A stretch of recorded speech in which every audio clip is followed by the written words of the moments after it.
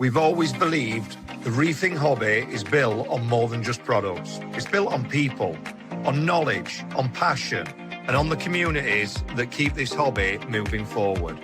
That's why we're proud to announce that Exodus is officially sponsoring the Reefers Network, a community created for reef keepers by reef keepers, bringing hobbyists together, sharing experiences, supporting stores, celebrating the industry, and helping more people succeed in the reef aquarium hobby.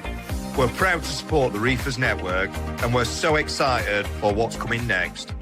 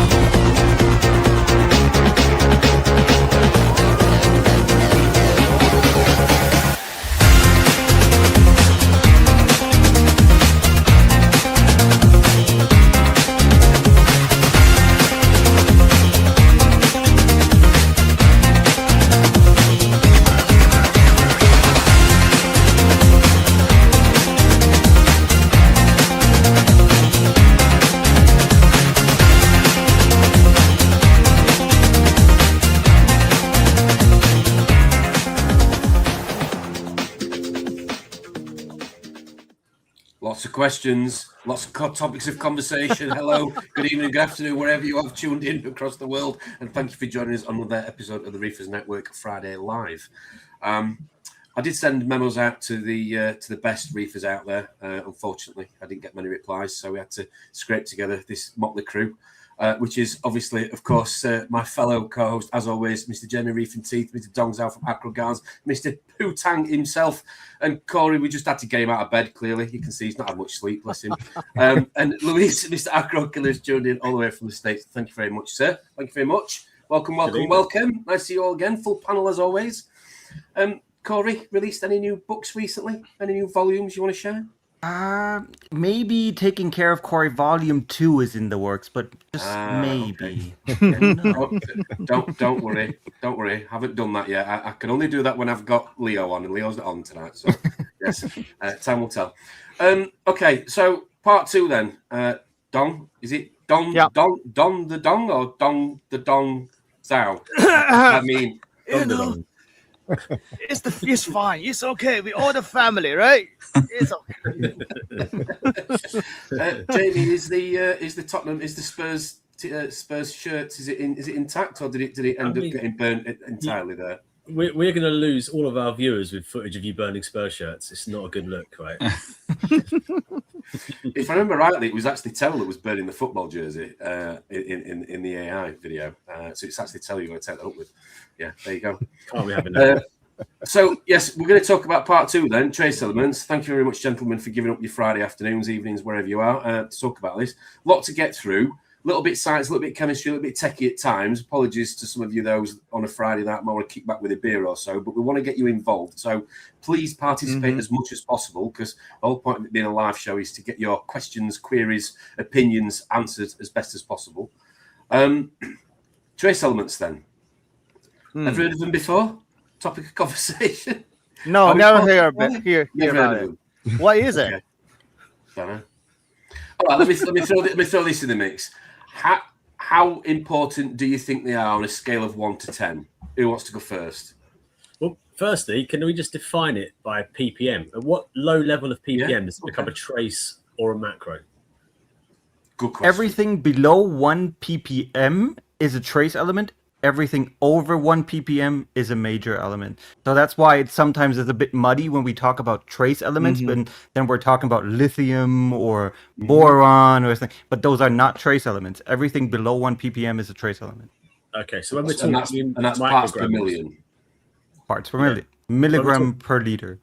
Yeah, so when we're talking in micrograms, when you get your ICP and it's got a little sort of UM symbol, micrograms, that's what we're talking about for trade. Okay, glad we cleared that one. So we're talking really about things that are pretty much absent in the grand scheme of things. Tiny. Tiny. Cool. Sorry, Tom, back to your question. No, I'm just curious to know, how important do you think? I mean, you've got people in different walks of life here. So you've got hobbyists, you've got farmers at home. I mean, Don never leaves the cellar, as we all know. He's just literally prisoner down there. Is it from 1 to 10? I say 10. Yeah, for the right one. Okay. 10. Yeah, you got to have them. Without the trace element, everything goes sideways. So because they're so important. But on the other hand, they're present in really, really tiny amount. Just like human animals, they all need trace elements. But needing trace element versus dosing trace element in additional to whatever already in a soil mix is a different question. Fair enough. Okay. And can we just clear out a few red herrings before we go too deep, right? So again, when you do your ICPs, often we get a result back that says LOD or below the limit of detection. Doesn't mean it's not there at some point in time. Yeah. Which is not detectable on that test. So LOD doesn't always mean absent. Yeah. Cool. Another red herring to throw out there is, like we said last time on part 1, we don't know for sure scientifically what each of these traces does in a chemical pathway. We have to take that with, excuse the pun, a pinch of salt. So I'm just trying to say some of it is still a dark art and we don't know all the answers, but we're getting there, right? Yeah. This is interesting stuff. Yeah. Yeah, I'll give you a thing. I'll say I think it's less important to find to hit a specific number that you're looking for on trace elements, and just more important that there's some trace elements available in there. That is very important way to say it, because that even the science does not know what number is needed. There's no target. Or maybe down in 20 years later, maybe we know. But right at this moment, yeah. I think I think people are starting to find out. That's the thing. In my opinion, I say 10. Okay. And I say keeping target numbers to people that have already had success, increasing them to a certain level, right?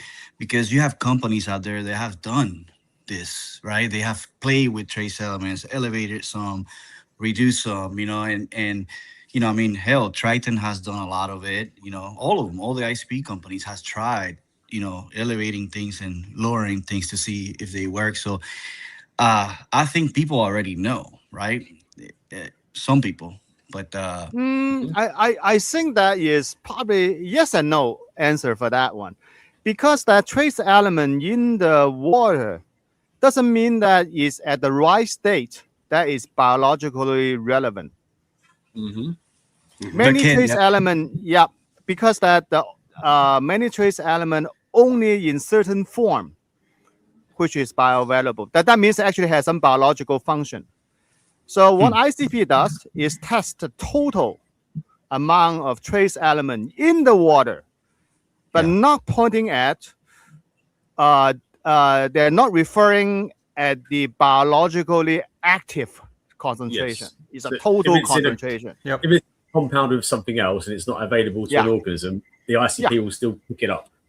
Yes. Okay. Yes. So I'm at the other end of the trace spectrum compared to most of the panel here. I'm probably consciously incompetent. I suppose you'd put me on that curve. I know that it's there. I know it's important, but I know I don't understand enough about it. So I treat it as less important. I've got a formula that works. I use a salt I really trust, and I dose to part which I trust, and I see results that I'm happy with. And I've not hit that point in my reefing journey yet where I'm fine tuning my traces. That's where I am. So I'm going to come from that angle tonight. So Don, I got a question though. What do you mean? What is your thought process on when you say they're not available? Or they're not in the right form? Okay. Very simple. First, this example, this is a vanadium, right? Vanadium 5 is the biologically relevant form, but it also can exist in vanadium 3. So when the vanadium 5 exists in the ocean, and those living organisms who utilize them will reduce it to vanadium 3. Vanadium 3, which is totally is a byproduct, is have no biological relevance whatsoever. So this is one example. The other example is that some of the trace element in they complexed to some other molecule. When they do that, sometimes they become easier for coral or whatever bacterial to take in. But also sometimes that it locked down to the trace element and they cannot be taken by utilized by any living organism. So, but those trace elements still exist in the water at the same time. So the active one and inactive one exist at the same time. But when you do ICP test, you test the total. Another good example is iron. Iron, the only iron 2+ is active, but is easily oxidized to iron 3+, which is more common form, which is inactive. But when you're looking at ICP test, you cannot differentiate from 2 to 3, the iron 2 to iron 3. So that is another example. Yeah.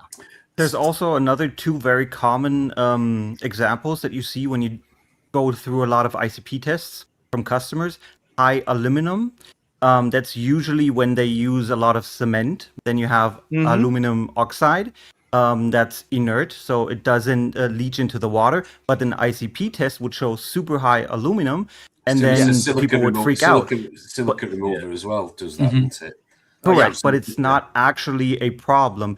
A portion of it will go into solution, but that's very, very minor. And the other is zinc oxide. Zinc oxide is very often used in 2-part putties to make it that nice whitish gray because it's a white colorish. Then you get really high zinc levels in the tank, but there's not actually any zinc in the water. It's just in inert form. So those are 2 typical forms. Yeah. Then a very common, what Dong was saying is if you bound them with a gelator, usually those trace element solutions where you have 15 trace elements in one bottle, very hard to do. Some companies then use EDTA. That's a very, very strong chelator. It basically binds them together that it doesn't go out of solution. But it's also a coral can't break it up, or it takes very, very long for a coral to break that up. Yep.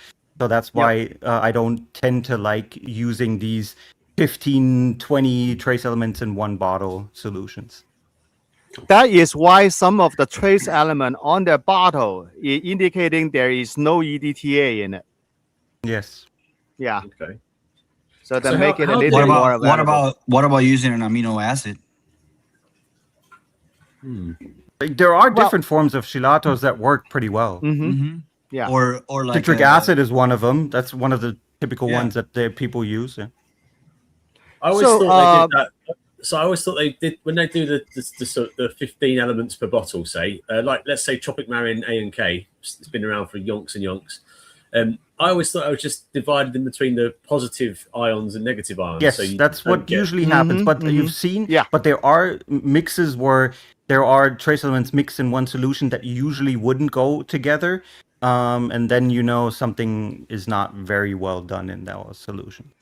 Okay. Yeah. Right, I'm pressing pause there on the Geek Factor. Let's wind it down 1 second and say good evening and happy Friday to those of you that have tuned in around the world. Thanks for staying with us. It will get a little bit technical or sciencey, should I say, at some point. John Wright, good evening. How are you doing? Hope you're good, my man. Tony's here in the house as well. Hello, Digital Corals. Thanks for tuning in. So is Attack Custom Baits 8446. Wow. Nice to see you.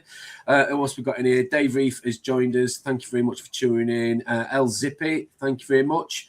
Nads glass with the glass Nads from last week. There you go. Very good. Nice Instagram page. Very good. I'm sure you got some followers on that one. Come on, Terrell. How much have you spent? Yeah, how much have you spent, I would have said. I have plans. Yes, yeah, it needs to be delivered. Needs to be delivered with a forklift truck and a tailgate. Ocean Genetics is back again. Ocean Genetics, thank you very much for the support, evening everybody. Once we got any, a few more coming through. Stephen Owen, hello. Hope you're good, my man. Hope the tank's doing well. Grant Godfrey, not seen you for a while, thank God. Love you. See you soon. Marky Mark is in the house as well. Hope you're good. Mr. Ocean Sea Waves. Who else we got in here? Leslie Suarez. Hope you're good. New name to pronounce that right. Thanks for tuning in. Let's go. Gazza's Reef. Traces on order. You know the rest. In order of. Yes. Dear. Tessa's here as well. Century Pygate, hope you're good. Mr. Dave Senna, thank you very much for tuning in. Hope you're well, baby Dave. Whiskey Phoenix Reef, another great episode. Shout out to PTR. There we go. UK 120 Anthony, hello. Dirt Devils Reef, thanks for tuning in. Am I missing anybody? Hopefully not. Daniel Heiser, thanks for coming back on. Spillers Reef, hello. Here they are, the CEO of Putang Reef herself. Impatient Reefer, thank you very much for tuning in and supporting. Here we are, both of you. I'll give you a call tomorrow. I've not spoke to you for a bit. Hope you're both good. K13 Trav, hello. More passion, more energy. It's Friday. We'll try. Let's have a look. What else we got in here? Great Wife Reef. Thanks for tuning in. Nice. A few people talking about themselves. At 4 costs, hope you're good. Yo. Hope you're good. Thanks for tuning in. Thanks for the support. Get involved in the comments. Reefkeeper1, thanks for tuning in. William Schneider, hello. The Smart Family, hope you're good from down there. Hope you and Mrs. are good, or Mrs. and husband are all right. Nice to see you. James is with us as well. Thanks for tuning in. Have I missed anybody? Roland Munchie is here as well. LT Reefer, hello. A few more people trickling in, up to 70. Woody's Reef. God, I'm running out of breath. I think everybody is there. If I have missed anybody, I do apologise. I'll do my best to shout out throughout today's show. Okay, there we go. A few more. 70. Thank you very much. Hit the smash the like button. Do appreciate it. Evening, Matthew. Hope you're good. Hope you're the missus as well. Right, go on. I'll let it go back on the nerd scale a little bit more before we get on to Dong's presentation. So, okay, Corey, you must obviously see a lot of ICP information. I do. What can we go with sort of like common things that you see that people maybe panic about, that maybe shouldn't panic about for the benefit of those watching? Well, first thing that you should be panicking about, what I see most, is wrong salinity, way too high or way too low. That's one of the biggest issues. And to be honest, I think people way underestimate the effects that it has. Very often I see that the elements themselves are in the perfect range, but the salinity itself is wrong. So I always try to compare it to, I have one shirt on, one pants on, and a pair of socks on. Perfect ratio. But if I have 3 t-shirts on, the ratio is completely off, but I still have the same amount of clothes on. And that's what usually happens then. So everything is completely out of whack. Tank's not running. Things that people freak out over, as I said, typically too high phosphate, aluminium, and sometimes tin. Those are the 3 things that I see most of the time where people completely freak out. But if you look at it, new tank, mostly tin, goes away after a few days. Aluminum, you have the phosphate remover, or you just put new rocks in and cemented them, goes away after a few days. Usually those are the typical things that you see. And high phosphate, well, most tanks run perfect with high phosphate. What about lithium? Sorry, I was gonna say. I've always got, that was always one that I've seen come out, and I've had people ask me on it, and I've always attributed it just to food and things like that. But that is only American problem. High lithium, because the calcium chloride that is sourced in the States is already contaminated with very, very high lithium, usually around 900 to 1200 ish. While when you see German tanks, they're just a tiny bit over the top. They run about 250 to 350. So just a tiny bit over the typical range. But that's a only American problem, high lithium. Never seen any issues though. I was just going to say that I'd heard that white corals, that most people freak out when you've got 3 shirts on, no pants on, and 1 sock at work. Just saying. Hey, what I do in my free Christmas. time is my thing, you know? That's interesting. That's interesting, though. So, do you think that people don't give? Do you think people, when you say freak out or panic, do you think they will literally then, I suppose, create a seesaw effect by going from one extreme to another and trying to mitigate? Yes. Right. Okay. Mostly, the biggest problem is typically high phosphate, and then they go and buy the strongest phosphate remover like Rovafos or something, and just nuke the tank in one night, and then they have so much more problems than they would have had if they would have just let the tank run with, I don't know, 0.2 phosphate or something, which would have been no issues whatsoever. Turn your lights up and burn it out. Let the corals use it. Correct. But yeah, there's I did after the last part 1 show we did. I went and did my first 2 ever MS tests, ICP-MS, on both systems, and got back a load of information which 3 years in of running these tanks I've never done before. So obviously I've not let it panic me that some are low and some are, it wasn't too bad. It wasn't too bad at all. But out of interest, I did that. So okay, stupid question as a layman. If I've always done a standard OES and I go to an MS test, how can I turn that into my advantage? What can I do? What should I do with that information? I never have. Question.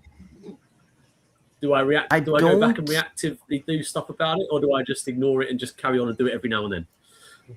That's what I would recommend. I don't see a MS test as something necessary to keep an successful tank, because I would have gone back to the question how important I think trace elements are. I think there are only a handful that are truly important, and all other are just nice to have, but they're not mandatory to have a successful reef tank.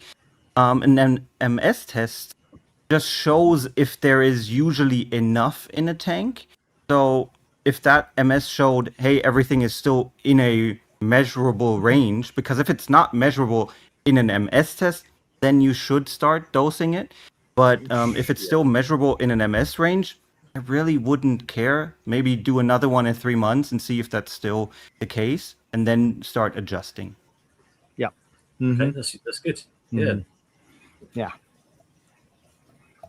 What about quality of? Because obviously you're going to people sending in the RO sample as well. There's a couple. I'm just looking at some of the comments here. So people are talking about TDS, 600 TDS, 170 on here. So do you think how much with the ICP? How much does I'm assuming a lot. You source your quality of your water. How much does that play or affect these days? I know we're talking about trace elements, but ever so slightly on a tangent. When people send these in, Corey, you're saying people panic.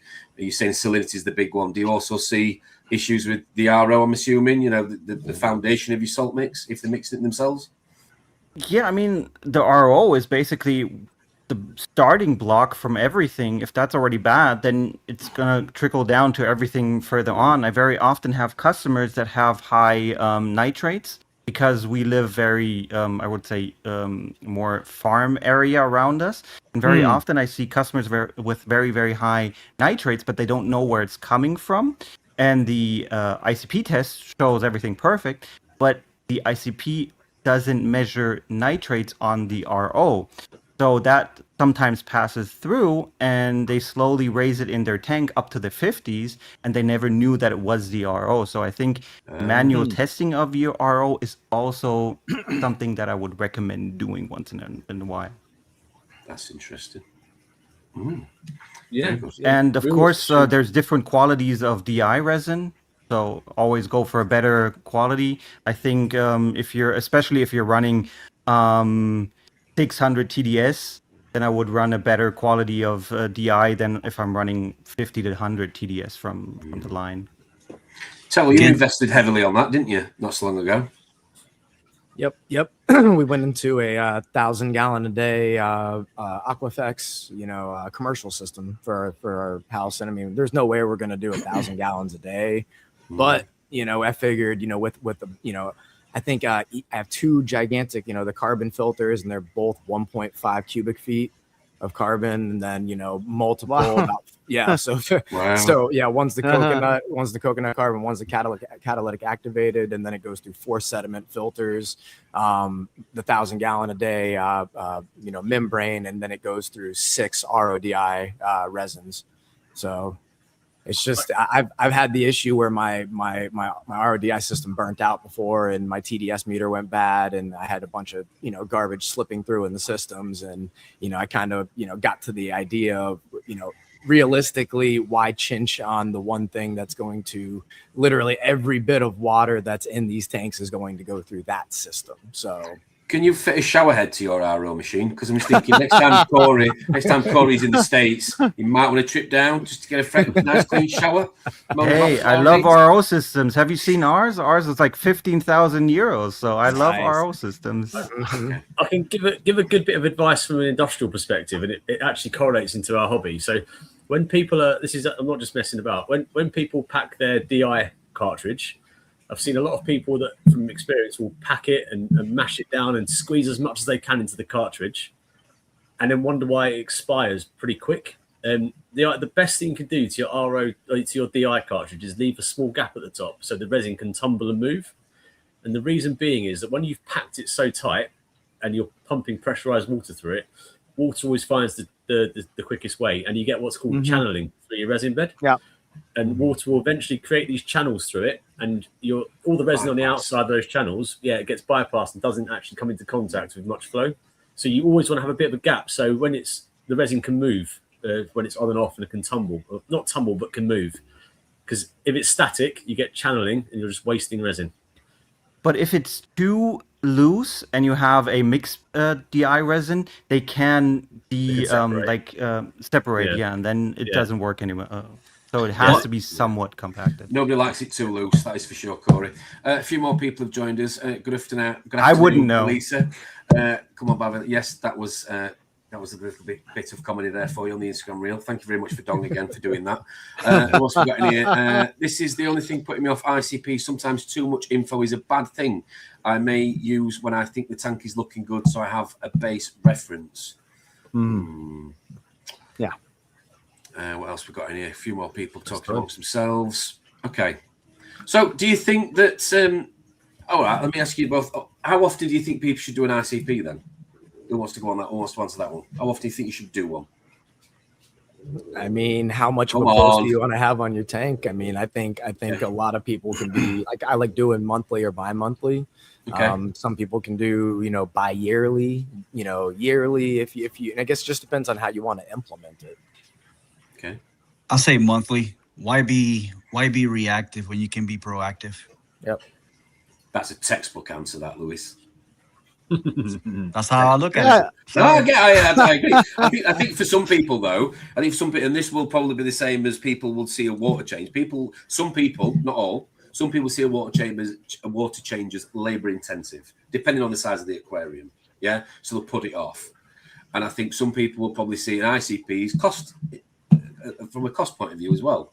And I know somebody's screaming at TV going, yeah, but it's going to save your tank, because you for the sake of how much you got invested in your tank. I just think some people's mindset is, if it's not broken, I don't need to fix it. So just let it be. I mean, no, but I'm with you, Tom. I think we sometimes forget that we're in a bubble, like in a higher range of reefing, but this is not the majority of reefers. I think we sometimes forget that. And I think for most people, every 3 months, one ICP is more than enough. And I'm saying that as somebody who does twice a week in ICP for our systems. But it's not necessary if you're doing it at home and you have a typically running system, do your 20% water change, have a good 2-part or something like that, or 4-part, whatever, that's already bringing trace elements in. Usually those don't overdose the trace elements, they slightly underdose them, but at least something is going in. I don't think that trace elements or ICPs are that mandatory for a successful reef tank. I've personally had more issues with an SPS tank getting the salinity wrong and getting the RO water not clean enough than I have with any other issue with trace element being too high or too low. Personally, I've seen more issues. Here's what I say, man.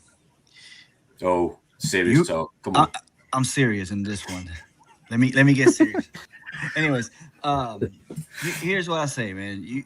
You spend on one coral nowadays, and you can get, for what you spend on one coral, you probably can get 3 ICP tests.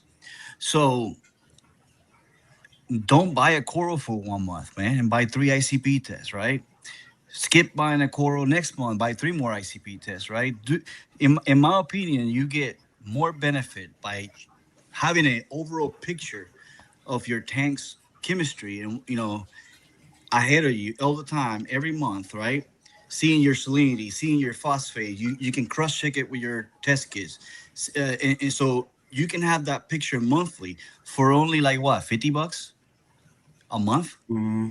But you're spending $300 on a frag that is a 1/4 inch big, For those that are going to spend for those that are going to constantly spend money in the Yeah. tanks, I would kind of agree on that, because it is, a little bit of a safe measure. But I also think, going back to what I just said then, when Corey kind of agreed with me, I think for majority of reefers, I think the ICP wormhole, I'm going to call it, can be a little bit dangerous and can be a little bit. We talked about it, about the reefing good and the reefing bad recently. I think it can take your eye off. Why have you got a fish tank? Are you enjoying it, or is it just a headache because you're constantly striving for perfection and you get these ICP results? And I think sometimes people focus on the ICP result and not these with the tank. Yeah. Personally. And I'm with Acro too. Like I've done monthly. So saying it's, if people are saying it's unrealistic, it's not. I used to do monthly, and the purpose was I was religiously doing it monthly because I was getting a pulse on how my tank was running. And I could see in real time every single month exactly how my tank is running. And especially when I'm looking at a trend over a 6-month period to a year period, I can actually see what my tank is using, how it's running, and I can go back and I can look and say, hey, my corals were looking the best at this time. What were my trace elements around this time?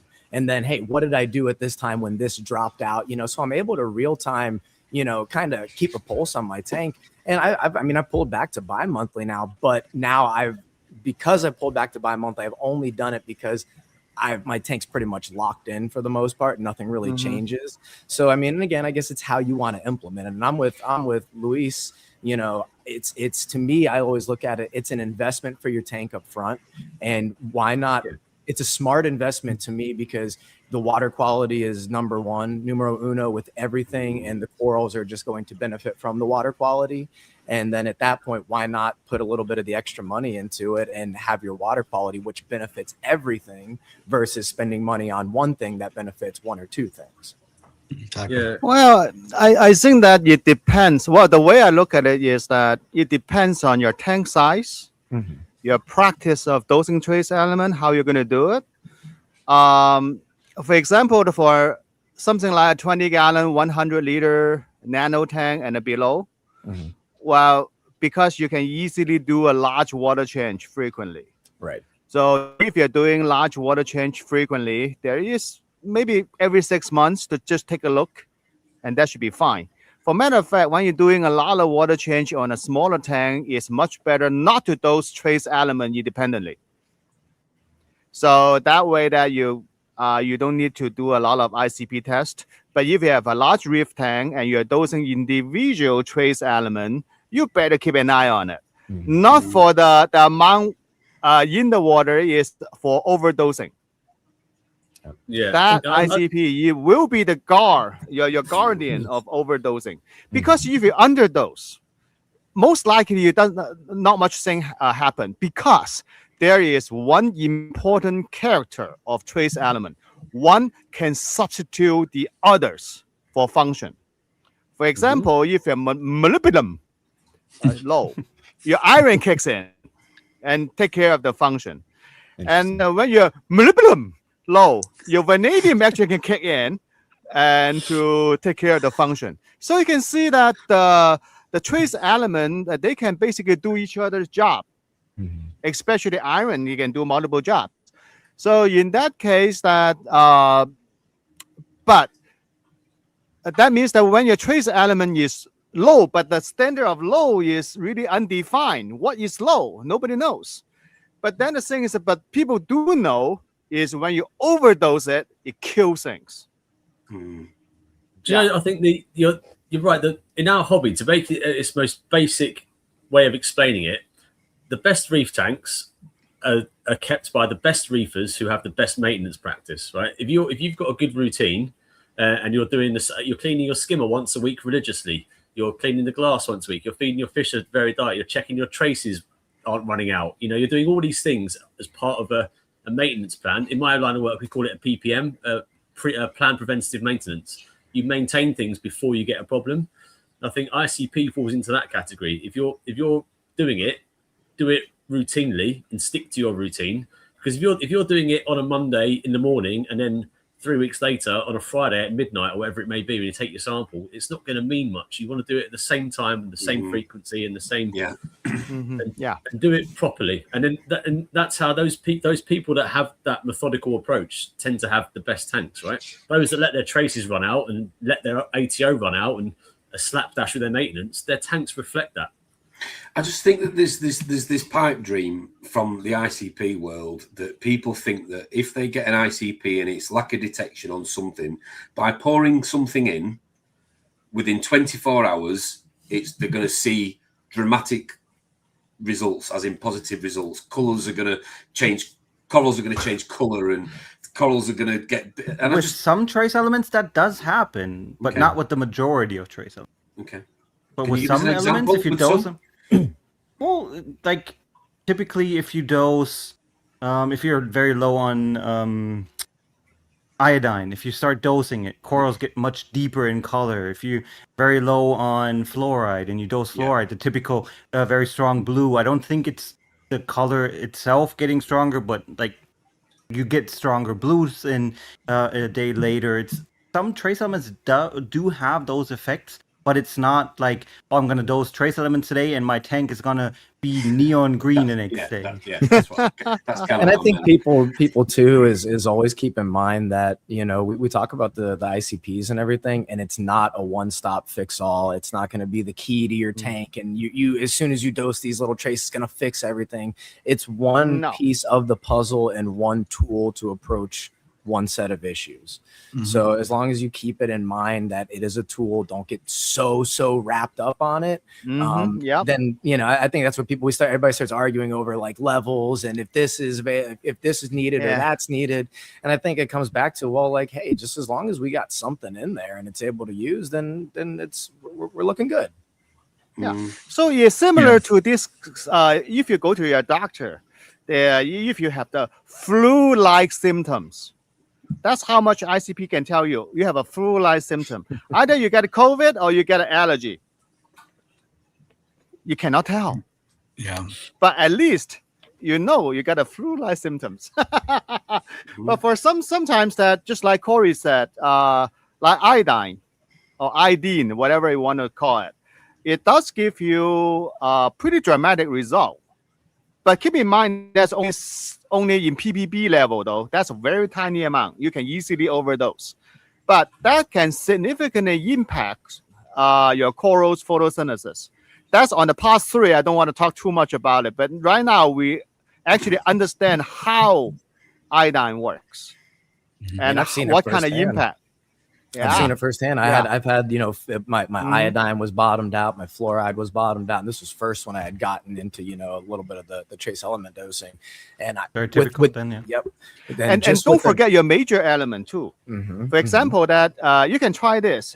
If your SPS, your acropora, lack of polyp extension, check your magnesium. When you boost your magnesium, you can see the result is more like within an hour, the polyp become longer. That is because that the magnesium is needed. Does that work for humans as well, though? Does that work for humans? Just asking for a friend. What? Does that work for humans? If we take additional magnesium, does the polyp get longer in an hour? Just asking. I think you need a bath. You have to take a bath in magnesium to get bigger polyp extension. Oh yeah. But it could be the opposite effect. Because it really relaxes you. Bit so cheaper, than a blue, relaxed. bit cheaper than a little blue pill. That's all I'm saying. If he's in the cupboard, you can use it. Well, you mean the blue pill, red pill, that kind of blue pill, or that triangle blue pill, or whatever? Moving on. That blue Moving pill, on. Dom. Hey, Okay. I want to touch on something that Tom was kind of talking about earlier, just a few seconds ago. And I get ICPs, sent to me regularly. I don't know why, but people message me and say, "Hey man, what do you think about this? You think I should start dosing trace element?"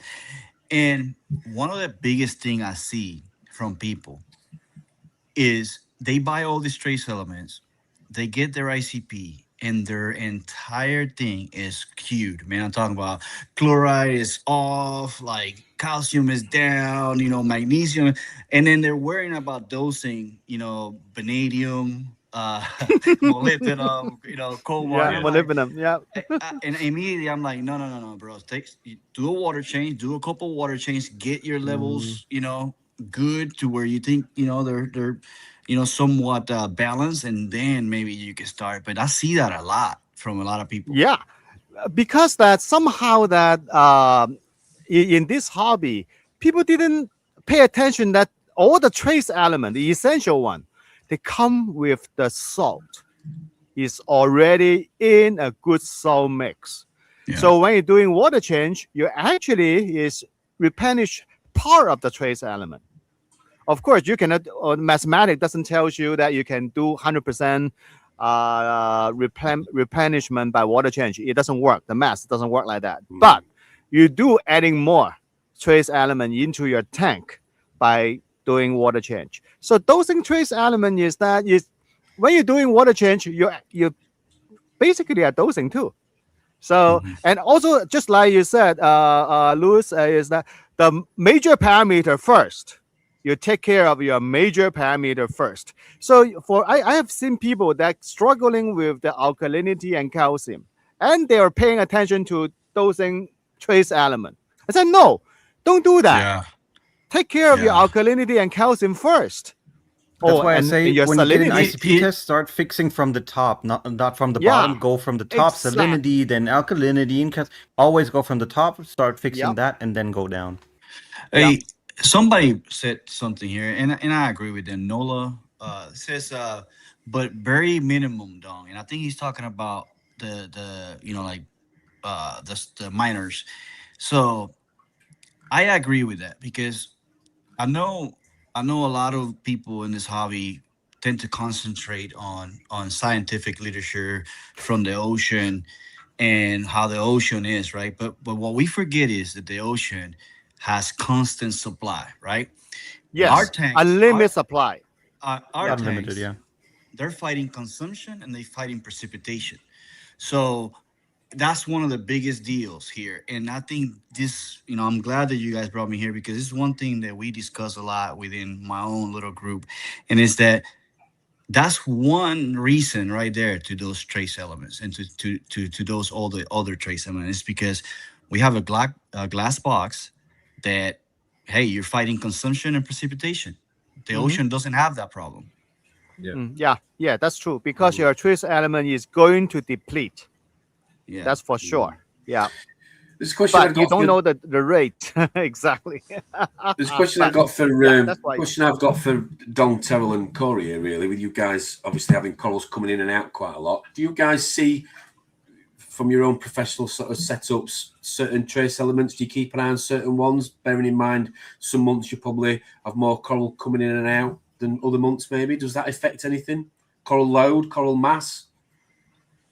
I just kind of yeah, keep I an mean, eye on. Yeah, Yeah, for sure. yeah, of course. Start with Terrell. Maybe you. I was gonna say I just kind of keep an eye on everything in general, and I mean I guess maybe I don't like hyper focus on like one thing or the other and being like, man, that one's really low, because now I'm spending too much time, really kind of getting into it. As long as I can kind of scam over, my entire ICP, and I can say, all right, it's generally in check. I can kind of mess with a couple little things here and there, but I don't I don't really get too crazy into it of looking like, I've saw fluoride, swing or again, if something stands out at me on an ICP, I'll kind of take a look into it a little bit and I'll pay a little bit more attention, but it's more of the trend than it is me, kind of, really paying attention to one thing or the other. But if I see something in particular diving all of a sudden, which I've seen here and there, I start digging. I think there is oh, sorry. Go ahead. Go ahead. No, I do have a question for Don because I like to pick your brain on this stuff. In the plant world, right? And I'm trying to think if we could do this kind of like organically, right? Like in the plant world, they do all this compost and do all these things, right, for the roots to suck in all the nutrients and traces and everything. So how do you feel, right?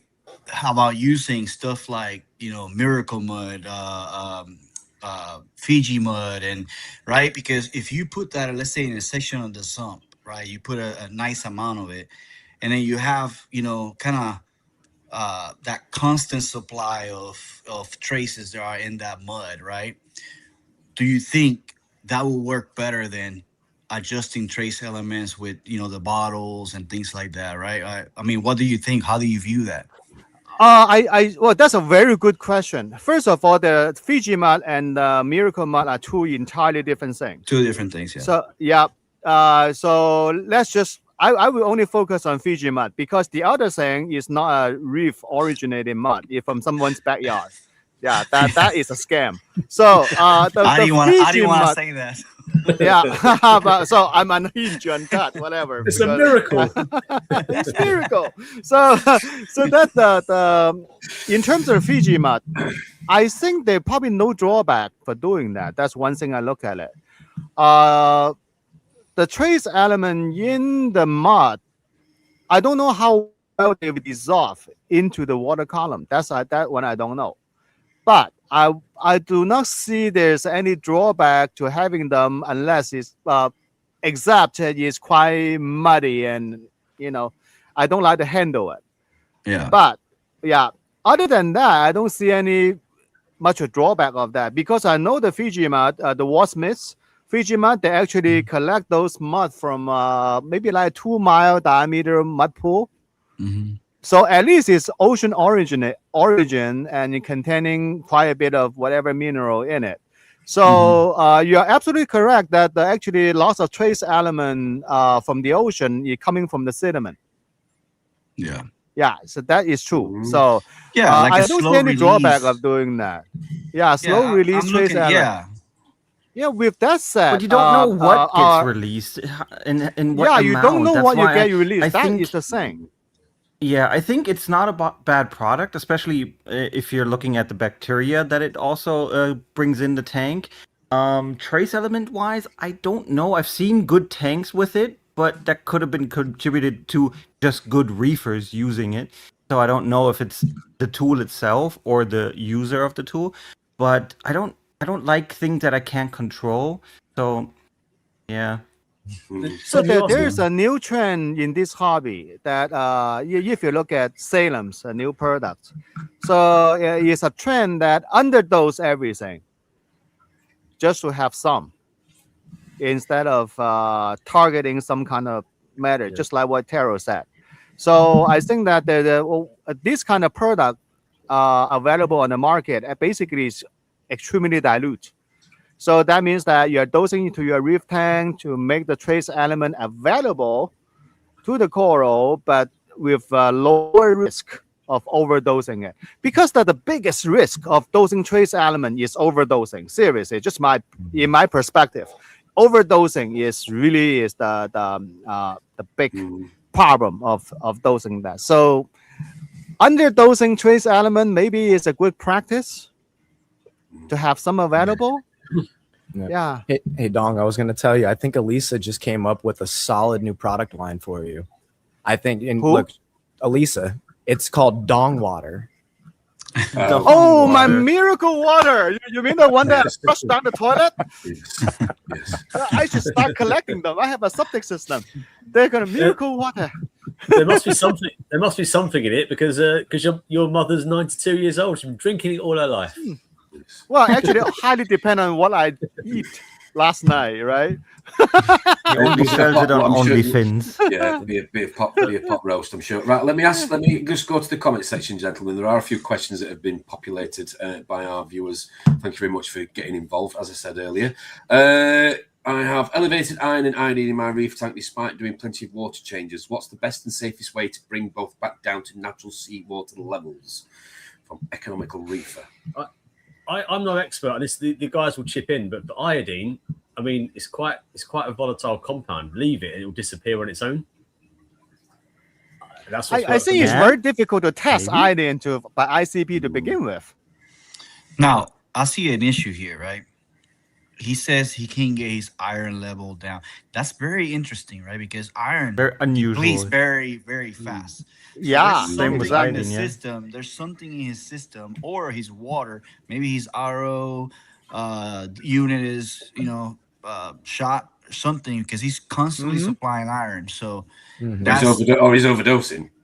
Or Yeah, magnet. or feeding too much. Nori algae is very rich in both of them. If you Both, look on the back, I think Yeah, like 8 that's grams true. of That is nori true. has like 3,000 3,000 iodine. So super high amounts. Like Also, Yeah. also Yes.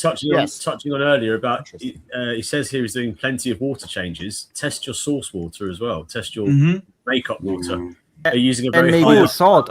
I've had Yeah. some manufacturers that got iodinized sodium chloride, which you usually don't have. You just have sodium chloride. But some companies get mixed up, the ones that you usually would use in the kitchen, and get that shipped, and then they suddenly have 300 micrograms of iodine in their salt, and they never. Some companies don't do ICP tests on it. I had that before. I wonder if he's on well water, because usually well water, people that are on well water has high iron. So and their RO units, man, they get shot quickly. So Yes. Yeah.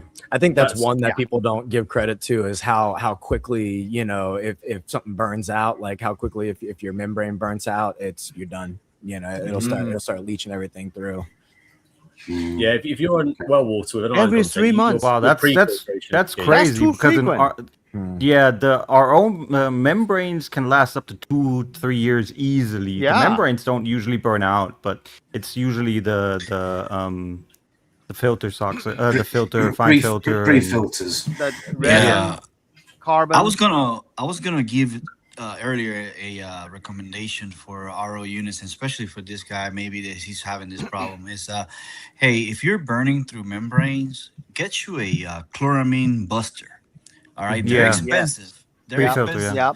but you put them before your RO unit, and it will save your membranes, man. You will Yes. go.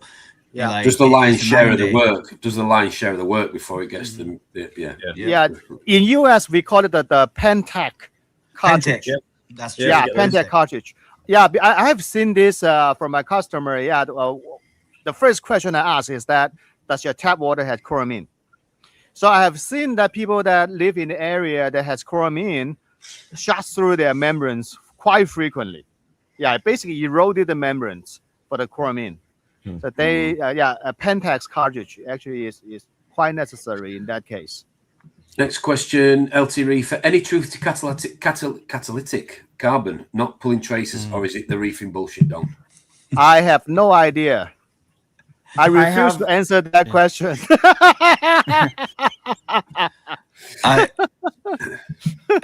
Yeah. But most likely, I think it's more like toilet paper for that idea. Wow. Yeah. Okay. Anybody else got anything to say on that? Yeah, one? I'm definitely not sold on the whole catalytic carbon. Usually, trace elements are small enough that they don't get bound from carbon to carbon. So what usually happens is they bind to DOC or large molecule DOCs, and that's why they then get bound by the carbon. So if you're saying trace elements aren't being bound by the catalytic carbon, that means that carbon doesn't bind large molecule DOC. Yes. So it's mainly only for the small molecule DOC. But typically the problem makers in aquariums are more the larger molecule of Yeah. DOC, phenols, the tannins, stuff like that, not the small ones. So to me, I wouldn't jump on that card for now. The data is not strong enough for me. But we'll see. Okay. And also, there's did look into the vendors selling catalytic carbon. The catalytic carbon label is so loosely applied. That is really the biggest problem I see, is that people are just selling some kind of carbon, just label it as catalytic carbon, but they're not truly catalytic. The actual catalytic carbon in a chemistry sense, it actually catalyzes chemical reactions. That's what it is. It's not a high capacity carbon. So a high capacity carbon doesn't mean it's a catalytic carbon. A catalytic carbon does not mean it's a high capacity carbon. So when you're shopping for those, just pay attention to that. So I've always been of that opinion. Sorry, Corey. I've always been. No, you go ahead. You go first.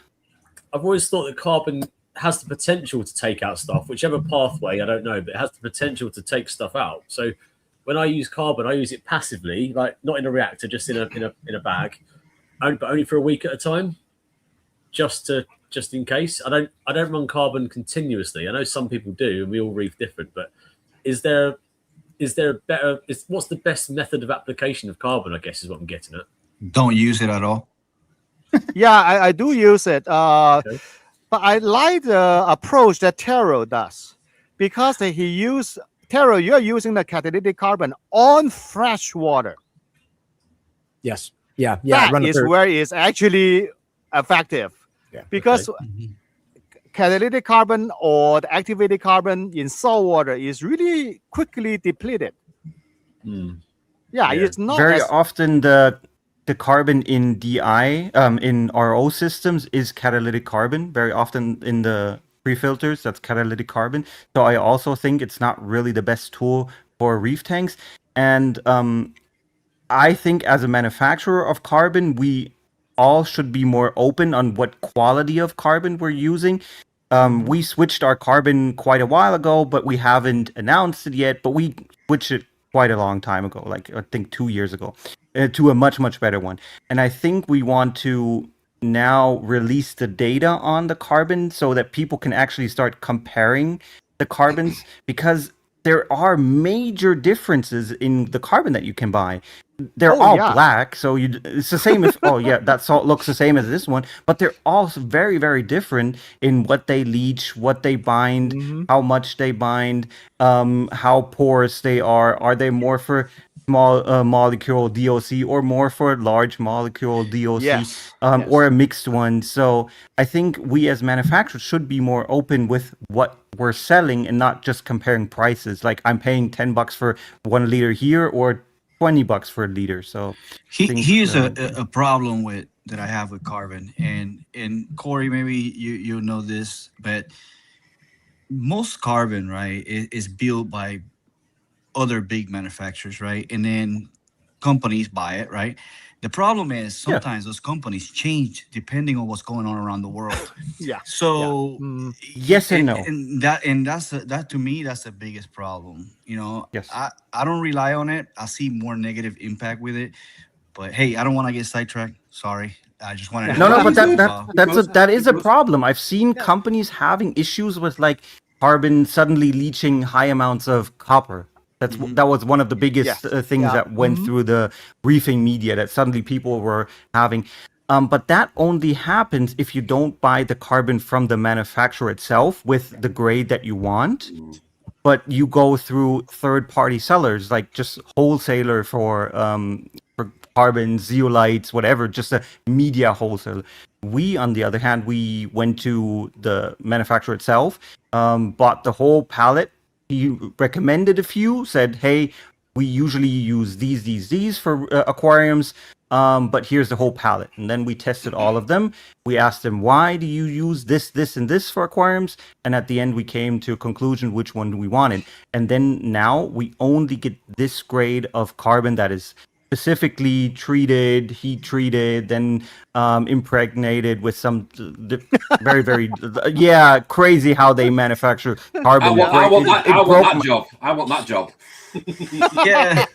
They have to stay black. If they turn white, usually something is wrong with them. But the problem I see with this, Corey, is that we've been hearing this for years. Here comes a new company. I'm not saying you guys, but I'm saying, here comes a new company. Hey, man, we got a special carbon. Yeah, sure. It has this. Hey, Absolutely. man, 2 years, hey, we got this special carbon. This. Hey, we've been hearing this for eons, right? So, and like I said, I'd rather use, like reef snow, like calcium carbonate or anything like that, to get rid of my tannins in the water and somehow clear my water than carbon. To me, I have more control with that. In my opinion. You want about like reef snow, basically. Yeah, reef snow. Yeah. Okay. Yeah, and I mean, reef snow. there's many ways to reef. I personally like using carbon. I usually, when I dose carbon, you definitely see, if you go too high, you see a negative effect for 2-3 days. Corals look a bit pale, so you definitely know, hey, they bound something that they shouldn't have bound or too much. So next time, just reduce the amount. But then, like 2-3 days later, boom, everything looks like extremely nice, nicer than it never did before. Very often I have customers that they want to show me a coral and they start touching the water surface because they couldn't tell that that's the water surface. That's how clear the tank gets. So I really think carbon is a good tool, but you don't have to. Same as we're talking about trace elements. You don't have to dose all trace elements to have a good tank. It's just things that you can do to be a little bit more successful than others. Conscious of time, but I do want to get these questions answered. Thank you very much to those of you that keep asking them. Will Schneider's asking, how often do the ICP tests throw incorrect results? More often than you think. Is that down to human error? Are we saying calibration or machine? Bad day, calibration, wrong guy doing the machine. I'd love to get that back on an ICP. Sorry, I was having a bad day. but if you are proactive and you send an ICP monthly, you will catch these issues. Yeah, True. That's fair. Yeah, you can see something if it drops out or if it's really high, and you're like, man, just that's makes very sense. unusual. Nothing that doesn't make sense. Yeah. True, that makes sense. If you do more often, then you notice these things. Our water company cleaned our pipes, and whatever they put in killed my carbon blocks in a week. I had major problems in my koi pond until I realised. Bert FL said this. He had made a comment too, and he said they adjust the chloramines in the water at different types a year, or to add on to that, they do flushes. So if you're used to hey, you're changing it every 3 months, whatever, 6 months, a year. If they decide to do a flush and it burns out your filters, then you're thinking that it's still good for months on after, and it's it's done at that point. Whenever in the UK, I don't know about the rest of the world and Europe, but in the UK particularly, when water companies change a water main, they legally have to chlorinate it or disinfect it prior to putting it back in use, and that will slip through.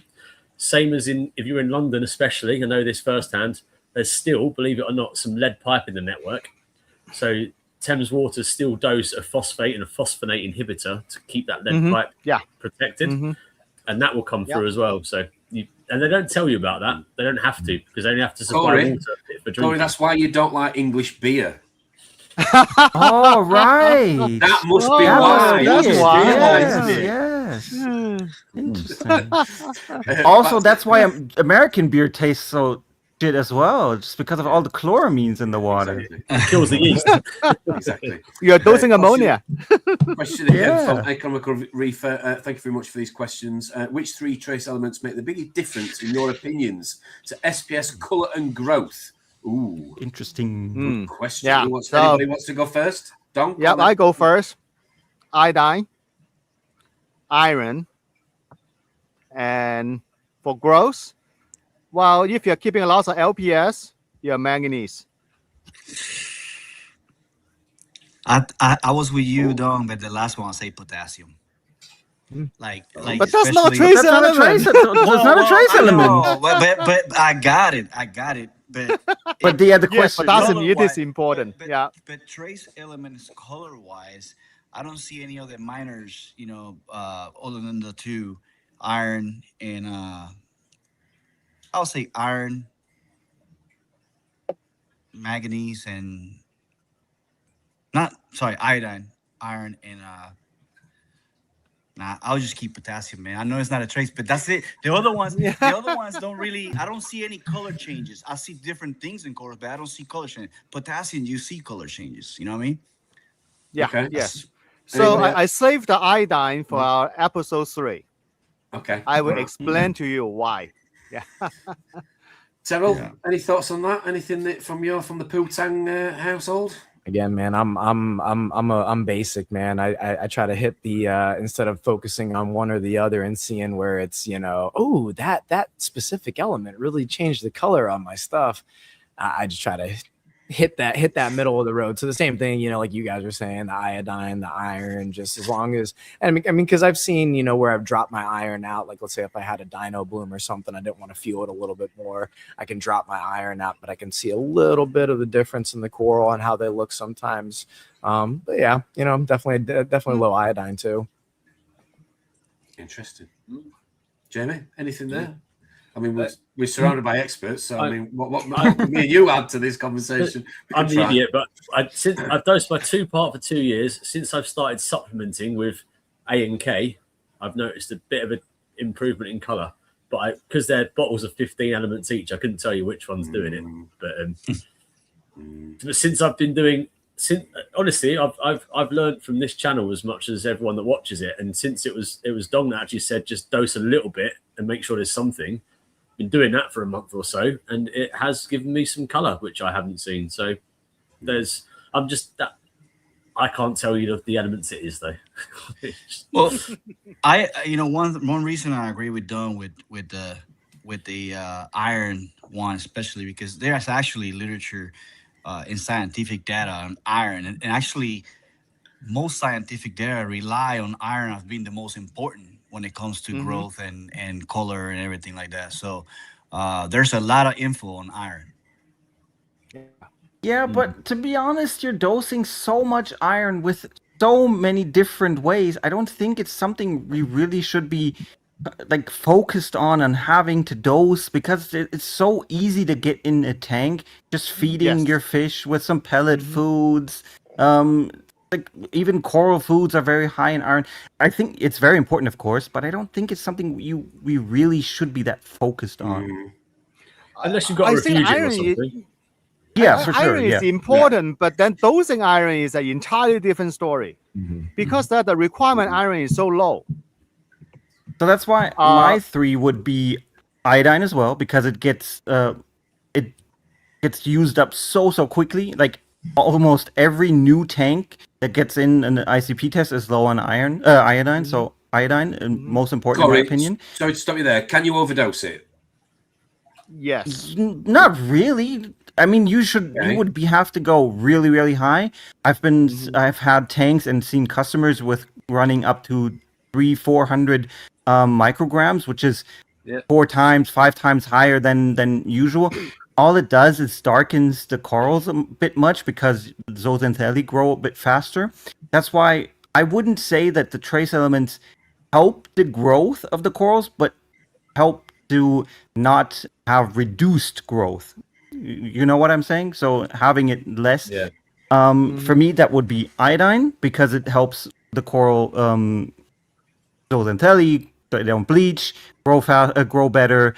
Same with molybdenum would also. I don't think you really need to dose it unless you have a bad salt, bad 2-part. It's very stable. Yeah. But if you don't have it in something else, it slowly declines. Then you should be dosing it. But if not, then and the third, it's not a trace element, but fluoride.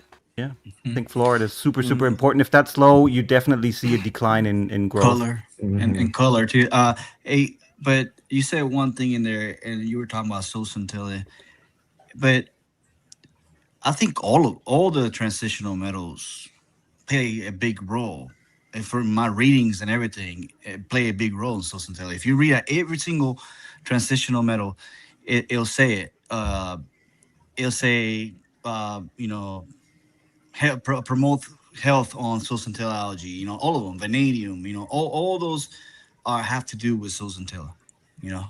That's a very good point, Luis, because all of us that do the ICPs now, whether you use Elements, ATI, whichever one you use, when you get your results back and you go on the website, they all give you a breakdown of all, let's say, those 30 elements. And there's always a bit of a blurb about how important everyone is. Like, this one will give you this color. This one is effective in transport between, whatever it is. They all make them sound massively important to each one. And then the very next line is, you need to dose 5 drops of our product every day for whatever it is. And that's where I lose it a bit. I'm like, if each one is as serious as they make it sound, and I've got to go and spend £1 million on buying every little bottle of it, what? Yeah, this is where we're going. I think this is a common problem about a company who's selling trace elements. They embellished how important they are. For example, if you Google them, and then you have to look at the source of the reference. So that's why that when I look at trace elements, I only look at scientific literature. They paint an entirely different picture about how important each thing is. Yeah, I believe every single thing they say, but it's like I believe each one is critical for that particular process. But then what it doesn't tell you is the link between them. If you're missing one, but missing another one, is it double the problem, or is it? Well, I was about to ask you. There's quite a lot of time people forget about the relationship between one and another, don't they? As well. There is an actual paper. There is an actual paper right here on reef aquaria, though. Actually, that paper I have is here. That's the paper on reef aquaria, 2008, and that paper. No, Dom, you can't do that. No, yes, seriously. You can't do that. See this. You can't do this that. Is a real paper. No, you can't do that. Because therefore, if you do that, then you could do the same with that paper. Because if it's a documented paper and we're using papers to talk about trace elements, then you have to keep in mind all those papers. So you can't say one is bull crap and then that one's good. Because that paper are not peer reviewed. That is a major difference. That 2008 paper are not peer review paper. So this still can is talk 2023 paper. This actual paper is a review paper listing all the known trace element and its biological pathway. Everything's on it. So that thing is peer review. That thing is real. And actually, I have to pay money to get this paper because it's not open access. So that is a major difference. But see, that's the thing. We're picking and choosing the paper, right? So, no, it's not. So because I prefer a paper that is peer-reviewed scientific literature over something. But you said prefer. Well, the thing is that on the 2008 paper, there definitely have valuable information there, but also embellish a lot of things that is not being researched. That is what makes that 2008 paper less valuable, because that it citing, for example, let me give you one example. In 2008 paper, they talk about one of the trace element that they saying aquarium. Okay, that's the element in that paper. They talk about all this is based on scientific research on human, what aquarium does. You made it a point that, Don, you said less valuable, but that doesn't mean to disregard.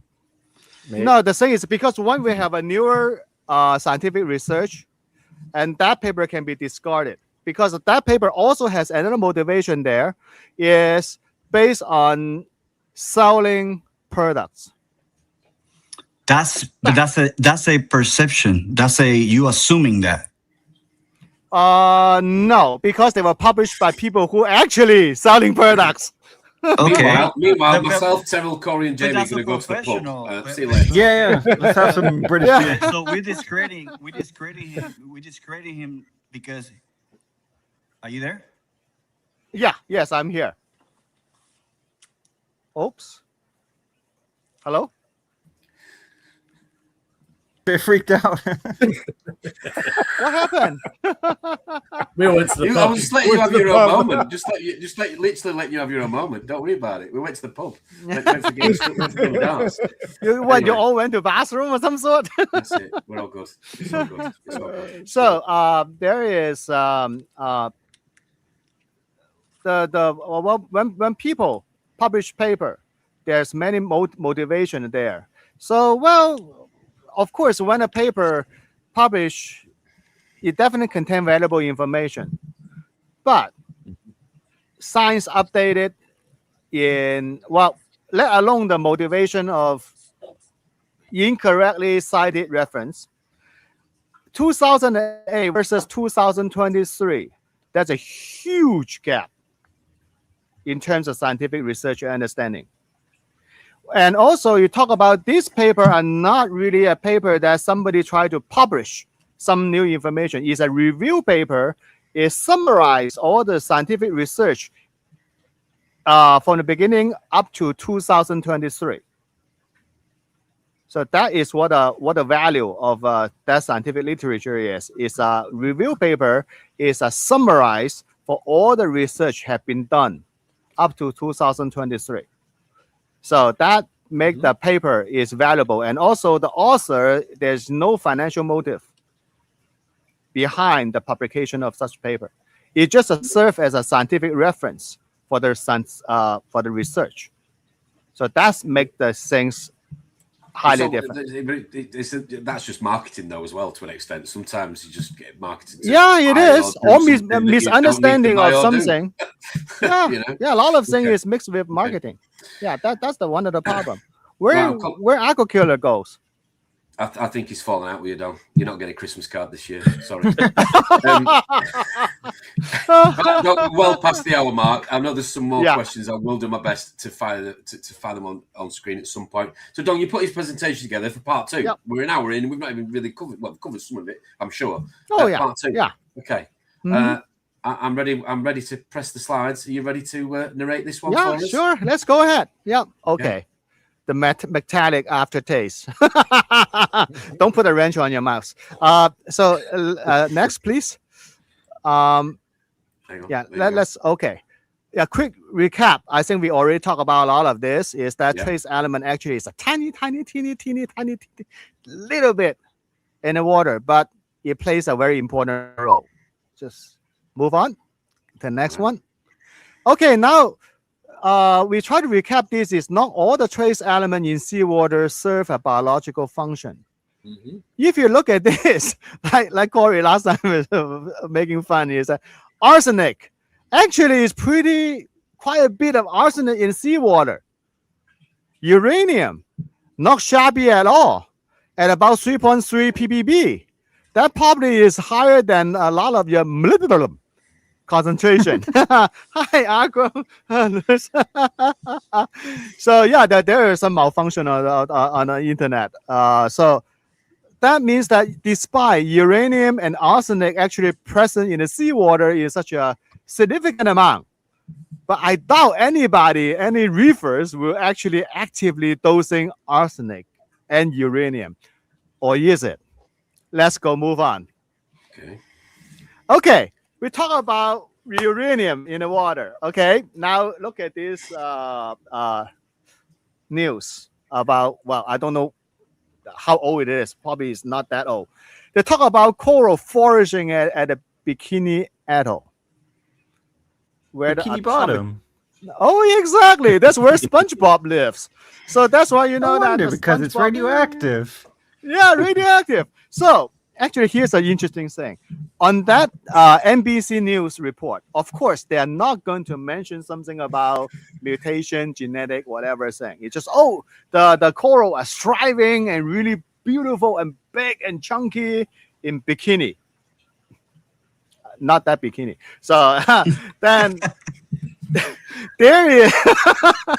So this other paper. Don't say if you want something to flourish in your bikini, then you need uranium in your life. Yeah, like uranium sun cream and that kind of thing. So there is other research showing that the coral the DNA genetic actually altered by the radiation.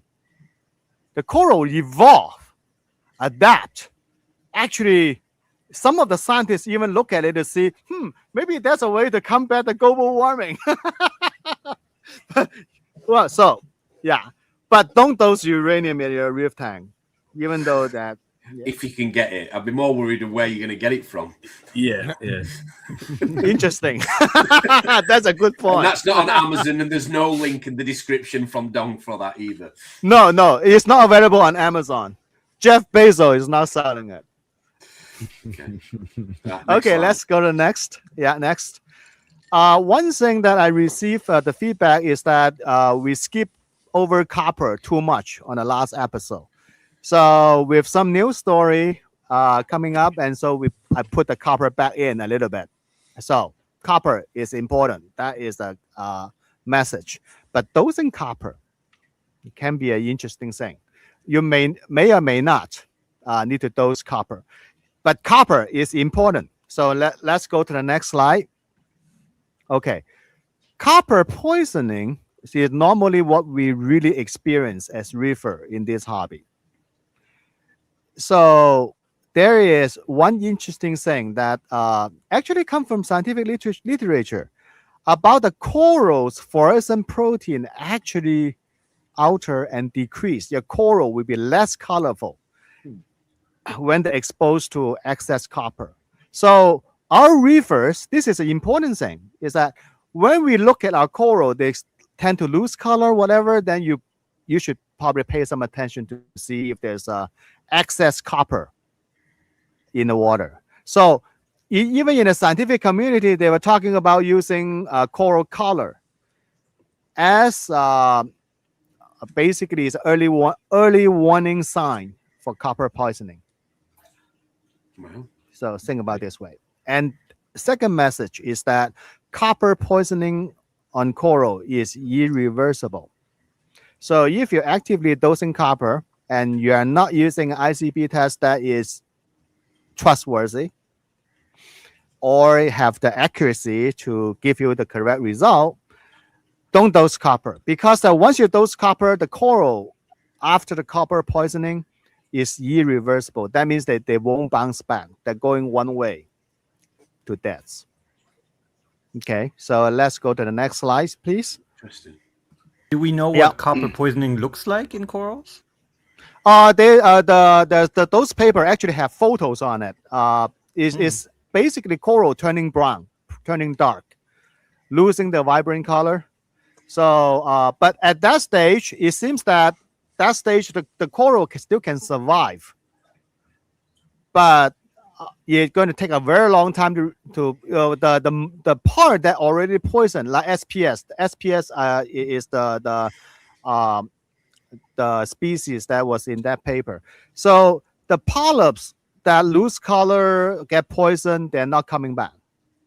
But when the coral are still survive and they grow, they still can put out new branches that still have the vibrant color. Yeah. Okay. So copper actually frequently introduced by household water pipes or the copper fixing. So this is a story that happened to my friend recently. So he just changed some of the copper fitting in his household piping. And then he started seeing the coral losing color and being stressed. So what he did is that he actually put polyfilter, the one that will change color when they absorb copper, into their RODI cartridge in the sediment filter. He just cut those things and stuck it in. And he sent me this photo by just changing, the fittings on his pipe, the household pipe, the new copper appliance, the new copper connector will cause that. Because that the copper normally will oxidize over time and forming a coating that actually is good. A coating that preventing to continue to leach. and also heavily depends on your pH of your water coming in. So he is on well water. Oh, sorry, he's in town water, but the town water has very low pH. He have to have something in his household filter to raise the pH to protect the copper pipe. Do you know, I've used polyfilter to take out copper medications in the past, and it's not been as blue as that. Yeah. It's not as blue as that. This is alarmingly blue. Yeah, this is pretty bad stuff. Question on the copper exposure for your coral. So is the coral that is exposed to the copper, is that the only part that is damaged and new parts can, recover and grow out, or is the entire coral, new parts included, new growth included down the road, going to be damaged as well? Oh no, the new growth seems fine. Okay, so it's only the exposed part of the actual. Yeah, exposed part. Yeah. Okay. Mm-hmm. Now, and also that has effects, or is it kind of not like only the color, they're the growth rate, the photosynthesis capacity, and they get poison. So that is most likely that your coral, the older part, we're going to wither away quicker than is supposed to. Okay. But for LPS, that is a one-way street. But that's like long-term exposure, right? Because we all know the blue bottle that turns the coral really colorful in one night. That's very high concentrated copper. What's it called? What's it called, Corey? Sorry. I think Theospur. What's that? Theospur. The KZ one. That's okay. If you put that in, your corals are going to glow like nothing you've seen before, but it kills the zooxanthellae in one night. Yes. It's a very high. But that's why I was asking. That's more like a long-term exposure that hurts the corals, right? Oh, actually, I have used Zeospur before, and it works very well because, like I said, that was my beginning days with Zeobit. Yeah, it works. But you gotta know how to dose it. That's the thing, and it does bring out certain colors, right? Because you are thinning out zooxanthellae algae with it. You know what I mean? Mm-hmm. So but that copper concentration is not really as high as what has been published in the research, or not as high as my friend has. This is kind of ridiculously high. You're talking about actual poison. You're talking about actual poisoning, aren't you? Mm-hmm. Yeah. Doing harm. So then I think like dosing copper is still pretty important. Like I think most of the modern 2 parts, 4 parts, 8 parts, whatever, have copper at some levels in them. Like we have it. Fauna just wrote Fauna Merit has it. The reason I say that is that you probably do not need to actively dosing copper, because when you feed your fish, there's a copper in the fish food, and also fish has a very short digestive tract, so they're basically in and out. Then when you feed your fish food, which has copper sulfate in it, and when it poops, and basically is basically you're dosing copper by feeding your fish. Yeah, so copper is important. Yeah. There's a level of copper that is needed by corals as well, right? It's absolutely essential. Copper is absolutely essential, not only for your fish, not only for your coral, but also for your fish. So by feeding the fish well, you're actively actually dosing copper in it. So what I mean is that you do not have to take a bottle of copper and drop it in, because that will have a higher risk of overdosing. Just feed your fish well, and then you probably will take care of your copper need. And there is one guy who told me that, how about I just whack my Magnum and score it? I said, no, don't do that. So let's go move on to the next slide. Yeah, that's what I'm talking about. So the copper actually is always in a small amount in the fish food.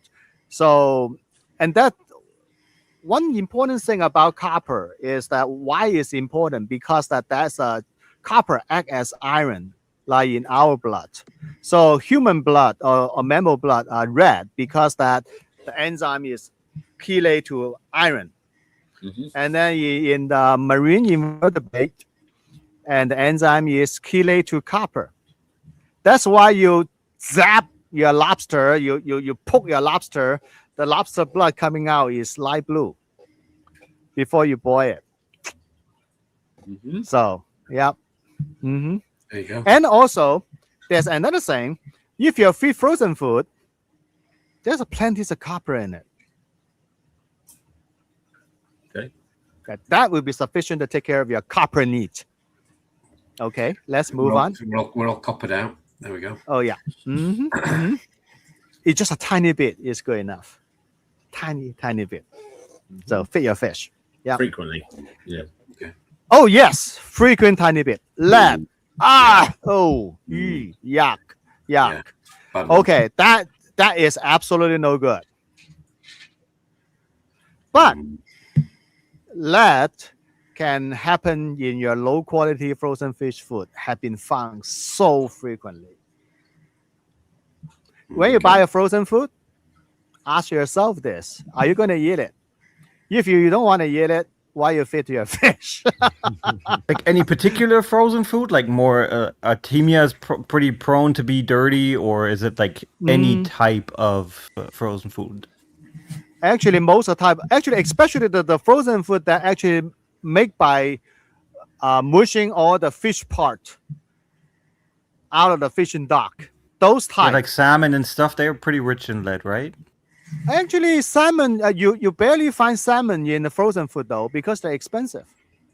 So you find oceans whitefish more frequently in the frozen food. I was going to say that is the lead coming in as a byproduct of pollution in the oceans and it's wild harvested shrimp or whatever. Like that's where it's coming from. It's not manufacturing thing.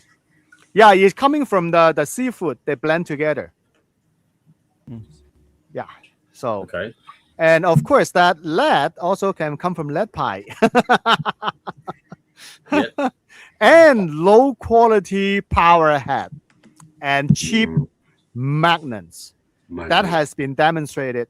So yeah, that's something to consider when you're buying equipment. Yeah. It's a big one. Yeah, it is. Yeah, lead can come from that.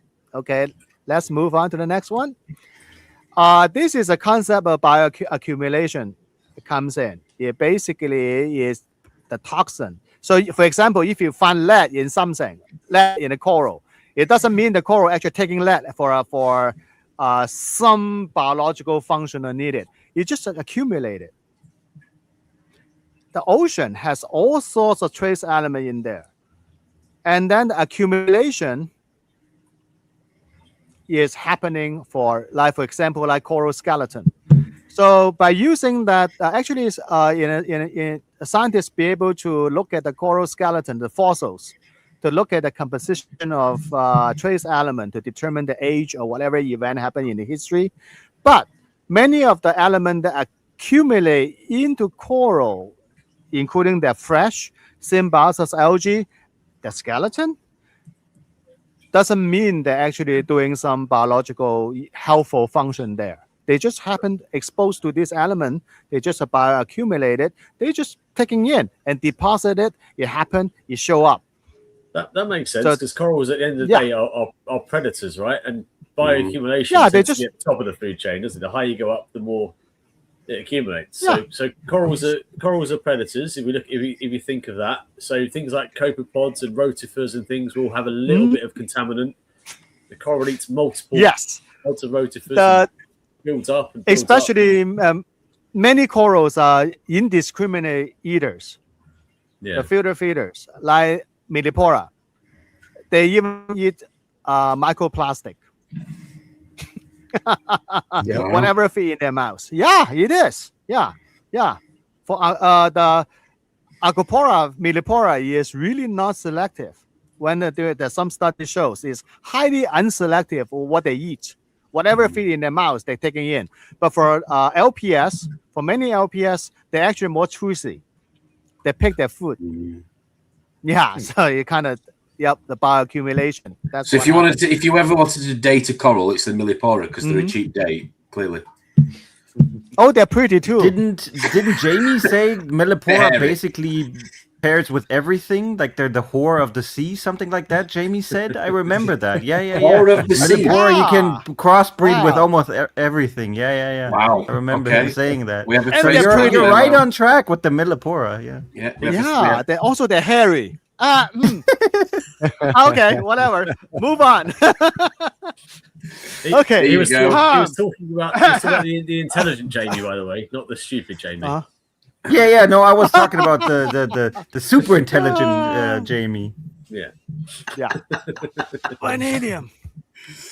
Being joke around on the internet, the role of vanadium. Yeah, well, actually, the being joke around on the internet, there's a reason for it. First of all, the vanadium happen in a really low concentration, 1.5 to 2 ppb, and also the toxic level is approximately just like that. It's like 1 to 2 ppb parts per billion become toxic to some of the sensitive organism in the ocean. So, but it's interesting is that it's the second most abundant transition metal in the ocean. Okay. But what does Even it that do then? is only What 2 does it- ppb. Okay. What does it do? What does it do? What part does it play? Okay, the important part of it play is that first of all, it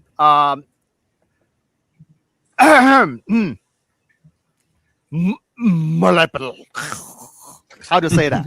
Molybdenum. Molybdenum. Okay. Yeah. So when that is deficient, vanadium kicks in Okay. for It's nitrogen substitute. fixation. Yeah. Substitute. Yeah. And also it acts something is for some reason it also acts like a phosphate. That's kind of weird. And some of the sponge actually require it. And of course, tunicate, the sea squirt, Yeah. also that has the some good use for it. But here's the important thing. Vanadium can be found in those sponge and tunicate in high level by bioaccumulation. They take them in. It's not because they need that much in. They just like to sponge it in, suck it in. For What do you some mean it reason. acts like a phosphate? Because that it has some similar property as a phosphate. That according to the scientific literature and just Okay. so. And I but mean, you it's can not really clearly that. see that. You can clearly see in systems that are separated by LPS and SPS that the more fleshy corals suck up more vanadium in those systems than the SPS systems. You really see that in the ICPs, that they have a very, very high demand. So I think it also has to do with body mass and flesh of the corals compared to how much they need and can bind. I think that when we see vanadium being consumed, that we have to consider if it really is accumulated inside the tissue, or it actually serve a biological function. But the vanadium story is not end there. It's actually quite important for certain bacteria and fungi. But vanadium is definitely understudied trace element. So more and more something that comes into conversation much, Jamie, is it in the IC? Do you think vanadium? We talk about it much. It's when you go to the shop and you see all the little bottles of different traces, you very rarely see a vanadium. There, it's not something that. But then you've got a line in here that says vanadium is not an essential bioelement for coral. So Nope. maybe that's why we don't buy it. But So let's go to there the ain't- next one. But I thought there's literature about vanadium with pigmentation and growth. And Fawn American just Excellent posted question. something, I don't know. Excellent question. You just brought up this one, okay, about this the pigmentation thing. I can tell you that from scientific research, you can find absolutely zero evidence, zero of zero about anything hinted at that. So I think that's just somebody's pipe dream. I'll send you something that I found probably about a couple of weeks ago, and Good. after this. Yeah, that would be good. But make sure that is not coming from a vendor's website. I need the actual literature with in scientific journal. Yeah, you two play nice. Next page. So, Come on. Yeah. So does last thing then? So does vanadium fall into that bracket of if we could be, just because we're finding it present in seawater at such a level, we're now thinking we have to dose it in our aquariums? Is that the only reason we're looking at it? Well, the vanadium does have some biological function, that's for sure. But Right. it will vary from tank to tank dramatically. For example, if your tank has no tunicate, I need it. or if your Every- tank doesn't have these two particular sponge that actually require it. Every tank with live rock will have tunicates in it. See a lot of them. Well, And if you keep your vanadium high, you can grow them pretty well. I've had that in our Oh, yeah, systems, that's like true, sponges and tunicates. Like the whole undersides of the rocks are completely covered, and they didn't start with live rock; they started with dry rock. so that Okay. if you have a large population of tunicate, actually your dosing vanadium probably is necessary. And also the side effect of tunicate is that you filter your water really clean. Yes. I know I It's have free. tunicate. I have quite a bit of them. So that is actually become a quite essential thing. Okay. Now, there's an important thing about vanadium is that vanadium actually is in most of the salt mix as an essential element. So when you're doing water change, we mix up your salt, you literally have vanadium in it. Yeah. So the also of course that vanadium can be toxic when you overdose it. So the way I personally will do it, I do more water change to replenish vanadium, and once in a blue moon, I drop a little bit in it, just for the sake of it, just for the sake of I mean, my little keeping it tunicate. between 1 and 2 ppb is so easy, and you definitely see healthier corals, so I don't see why that would be a big problem. I even had it up to 10 ppb and never had any issues in tanks. But Well, between it- 1 and it- 2 is safe run.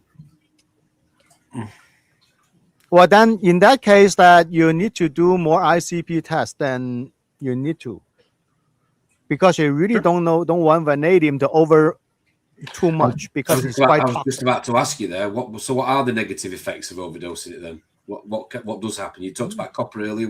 What's the negative of having too high vanadium level? So the toxicity in coral involved disruption, Okay, the cellular and phosphate-dependent enzyme. phosphate-dependent enzyme. Yeah, Just because it's check so those, similar. The property is similar to phosphate. So the enzyme will Vanadium bind to vanadium. does form part of that. It's an active ingredient of tropicmarin A. It's actually included, so it is there intentionally. Yeah. So then I think the vanadium in that bottle probably in a pretty low concentration as well. And an important thing is that we really do not know how much vanadium is needed. With them present in the water, it helps. Yeah. Yeah. Okay. Yeah. So have some better than have none. And do some water, do frequent water change also can replenish your vanadium. And once a blue moon, I like to drop a little bit in there. Of course, by calculation, dosing by calculation, but it's underdosing by dramatically much less. Okay, next one, please. I like to point something out real Yeah. quick Go for in it. the comments if you don't mind. Okay. And Go for from Claude. Go and ahead, go ahead. I agree with him. He says when we wait for scientific papers, we'll still have no data and idea of how to run professional coral propagation. That's a big one, and we are in a hobby. I absolutely agree with that as well. We are in a hobby of, and we observe what we do by what we use, right? If we base ourselves with what the ocean does, we won't have what we have right now in the coral hobby. Yes. That's very true because we do not have the duplication of ocean. It's quite different. So like Claude said, well, all these experiments that River have done definitely accelerate this hobby as well as helping some of the scientific community to move on. But it's always come with a sacrifice, you know. So if you're willing to do that, that's an excellent effort. I mean, and then you also sorry, the way I see it, Dong, is if you look at a strawberry in the wild, right, it's probably about 3/8 of an inch, right? And it's because it's fighting that plant is fighting for survival, right? It's trying to suck up whatever it can from the wild, right? But if you go to a farmer, right, you'll see a beautiful strawberry, juicy, bigger, right? So they're adding something to those strawberries, right, to grow them better. That's absolutely true. Like the watermelon, the wild watermelon is basically unedible. Now we got a juicy and big watermelon. I understand your point. So, but here's the thing: is that we have to differentiate from the pioneer, from the hobbyist, the general hobbyist. For example, for a coral farm, or you really want to accelerate the understanding of farming coral, yes, all this effort is well worth it, and then you do something away from the scientific literature already have. Okay, but for general hobbyists, if you want a beautiful coral reef tank, and you should take a more conservative way to do it, because it's not up to 90% or 99% of the reefer to put all these $350 frac at risk by doing experiments. So that is a big differentiation. So that is why for most of the reefers, if you want a hobby, you want to enjoy the hobby, you want to relax, just do the less advanced technique. Let's just say that. So to make sure you have a good hobby. But for people who really want to risk their Walt Disney home wrecker, yes, you can potentially getting a much beautiful coral, much faster growing coral. But you also on the way, you also have a lot of skeleton lying the road. So sometimes when we find something, so great, but we always forget the skeleton that laying there to build up all this success. So that is why for different type of hobbyist, if you're really if you're really into the breeding your wild strawberry to your farm grown strawberry in supermarket, yes, go ahead and do it. But also keep in mind that you're going to have a lot of skeleton based on that. Just a quick question here from John Wright. To be fair, good question, John. Don't trace elements in different that oceans is vary. so important message. Not only trace element in different ocean varies, even on the same coral reef, different location, they varies. Or the location closer to the volcano is 1,000 times more manganese than somewhere in far away from the volcano. So that comes to this important thing, where the standard coming from. Normally on the if you Google them or whatever on the citing and literature, that those are average numbers, but it may not represent whatever your actual piece of the coral sitting in your tank right now, where it come from. So, but that's a general range. That's the reason why we should more imitate freshwater reefing, biotope styles. Like if I want a coral reef that looks like a reef more towards a volcano, or a more outer reef that's very neutral, has no nutrients. So like we should be striving more like that. But we as reefers, we try to have everything usually, and that tends to be very, very hard to the mixed reef. Make. This is it. So it like I'll relate it to my garden, right? And my reef tank is the same as my garden. My flower bed in my garden has got no flowers that are from the UK. They're all exotic looking, pretty flowers, geraniums and hydrangeas and all this sort of stuff. I just get them all from the garden centre and I plant them in the mud in my garden and I water them with a hose. They all grow and they all look okay. However, if I had a single plant pot with just a single species of flower in it, I would give it the right compost, I would give it the right nutrients and the additives, and they would look a million times better, right? Our reef tank is exactly the same. We've got stuff from all over the world. I'm not going to tailor my water chemistry to one particular part of that, and they all grow and they all look okay, right? We haven't got to go. If you're right, Corey, to get them to looking their absolute best, you do the biotope. You like a Caribbean reef biotope, and you make your water parameters Caribbean reef-esque, and So you can go the, really with down that, onto it. absolutely, that's very that's a very good point. And back to what Corey said about the freshwater. Actually, let me think about one thing: is that on a freshwater hobby, you do not have that many dead body to flush down the toilet than in a saltwater hobby. That But is then that's something. But then I think we as coral farmers come in with the ICP companies to put numbers that you can then achieve a good enough reef tank. And I think right Good now enough, yep. most ICP companies are doing that, having the numbers that if you go by these numbers, the plethora of your corals will look good enough. Yeah, a range. Actually, it's a Yeah. safe range. It's a safe. But you'll also have segregation. So in any good coral farm, and I work at AAC every now and then, we have SPS systems, and those SPS systems won't have any Sinularia or toadstools in those systems because it's a different requirement. They're separated out to look their best at all times for the public to come and buy. Then we come and buy them and put them in the same tank, and we wonder why one's struggling and one's doing well. And it's like, Yeah. So back to the vanadium, there's one interesting thing that has been reported on the Humble Fish Forum is that about ceramic frac rock. Yeah. Yeah, but That that's has also a an vanadium. American problem. It's not an European problem. We don't have that issue here. Sorry. I That's mean, why we I drink- get to see a lot of ICP tests, and that is a mainly American problem. Exactly. I also that I heard that the one ICP provider saying that the many sample coming from US has much higher vanadium count. Wow. Yeah. Okay, So there you go. yeah, think about it this way. So maybe we should move all the reef tank to Europe. Yeah. Buy a bunch of frac plugs from Europe and put it in water and test that. Let me see. I might do that. Send an ICP. Well, you're gonna take the I, tariffs. I don't think that's a big problem. I think that should be easy. Like Fauna Marin makes a lot. I mean, I worked for Fauna, and we did a lot of ceramics. It definitely has to do with some type of ceramic that is sourced in the States, similar to the salt, that is just very, very high in vanadium.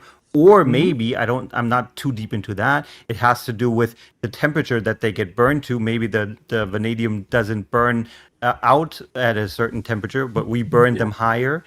Temperature could also be, but the high vanadium, I've seen up to 60, 70 micrograms of vanadium in some of the biggest coral farms in the States where I got ICP tests, and they didn't know where it was coming from. And then I asked them, hey, did you just set up the tank with new frag plugs? And then, of course, that was the problem, yeah. Yeah, because vanadium I is so heard- abundant on Earth. Oh, sorry, go back, please. No, it's okay. For one We- thing that I was, I've been told by many people in the States, is that the vanadium is coming from the dye. Like when you get the plugs, they are like black or grayish, and that's what I was told. I mean, it came also from another person, Could be. pretty known in the hobby. Could be. Would be. Used to do podcasts. Nice. Possible. That's interesting. Yeah. Mhm. Yeah. Okay, let's move on to moron. Sorry, boron. Yeah. You calling a moron. Yeah, I am. So then the average boron concentration is about 4.5 ppm. Actually, that is really not a trace element. hi. That is pretty, Pretty big. that's Major quite element. a bit. Yeah. Yeah. Yeah. But the boron thing is I cannot find anything about what it does to a marine life. And even the scientific literature, the search is all turned out to be unclear. But what about So- alkalinity and pH? Oh, that is a different story. That is about buffering, but there is a calculation there. I'm not sure if that's the part. Let's go to the next slide to see if I have that one. Okay, so I don't have the calculation thing. So to sum up the calculation of boron, how the boron to affecting the alkalinity and pH, it does some effect, but you're looking about 5%. Yeah, so it's not a major thing, but it does have some effect on that. But in terms of biological thing, no. And the boron, I saw some thing on social media talk about boron can enhance coral color and have some literature citing on it. Of course, I'm such a moron, so I always follow the link and look at the literature. It turns out the literature is saying that the boron actually enhanced the color pigment of coral fossil back in the Jurassic area. Wonderful. Excellent. Yeah, that is how you sell boron. Okay, I want to sell you boron. Besides that, the buffering capacity. So yeah, I have a literature. So there's a boron. You have some shiny white corals when they're dead anyway. Yeah. Well, actually, excellent. If you're a collector of the Jurassic era coral fossil, yes, boron is quite important. Dong, you might remember what those corals look like. We never seen them, have we? So you might remember. But the boron, I did a test on boron. It's pretty stable in a reef tank. I've had multiple systems, and I turned off every dosing, like everything besides water change. So just a 10% weekly, and it took over a year for it to drop by 1 ppm. So it's super stable. If you so dosing is super low. So for some reason, my tank consumes boron. I don't know why, but I have to adjust boron every couple of months or so. Is it possible the ICP test inaccuracy contribute to that, or I don't know? No, because it moves. I don't know. It moves. But it moves but still a super slow mover. It's not a big thing. It's similar to potassium and very, very slow movers. So in general, I don't think that we have to touch boron at all, because the like Corey, like in your farm, that when your boron consumption, no, it's not really consumption. We don't know, because it doesn't move. So it also implicated that probably it doesn't play much important role in the biological function. Well, yeah, but it doesn't mean that if it drops too low, it can cause problems. That's what I'm saying. You don't really need to dose in huge amounts, but still keep it in a good range. That's what I'm saying for the most of the traces. So same with barium. I mean, yeah, sorry. Well, the Claw has this comment, so that is another pioneer effort. Interesting. Yeah. Interesting. So this is by observation for coral farming. So when we look at this, that probably is something that is faster than what the scientific community can actually pay attention to. So basically, yeah, it is true that things can be, well, there's so many unknown in this thing in terms of the coral biology. Of course, there's so much grant money has been awarded to this field. So in the past 5 to 10 years, there's so many literature coming out for how trace element works, good or bad. So something we think that it works, it turns out to be not. Something we think is not important, it turns out to be good. So what we're talking about is that what we currently know. Of course, then if you are the type of moving forward, being the pioneer, being the trailblazer. Yeah, but what I don't like is that very often you see in this industry, the people with the more sciencey background say we don't know what they do, so don't dose them or don't have them.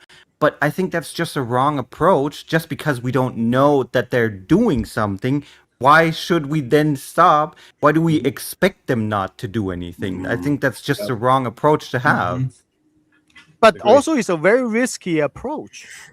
Yeah, but that's the main consensus that I see from people with more science backgrounds. That that's even true. If you look at what's his Randy Holmes Hardy, barium, we don't know that it does something, but I can clearly see if it drops too low, aquapores start getting more brittle. So it has to do something. Agreed. Yeah. But he Yeah, says agreed. don't dose it. Yeah. Well, Which is the- it's just dangerous in my opinion. Here's another thing, and I pay attention to this because you have all these companies, right, doing ICPs. You have Fauna, ATI, all these other companies, right? And they've been, playing with these numbers for a while, right? They be testing them on their farms. Some of them don't have farms, but quite a few of them do, right? And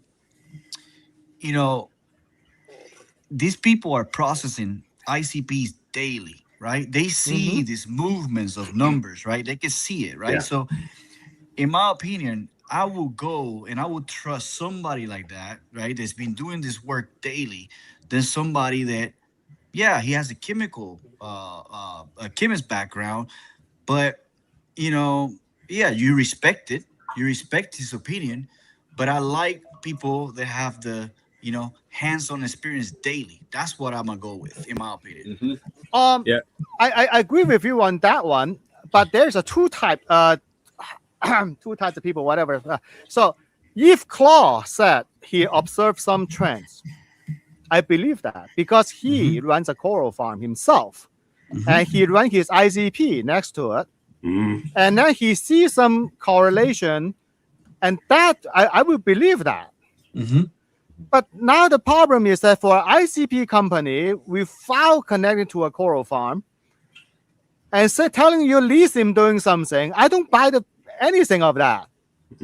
I'm just going to jump in here and bring blood pressure down a little bit.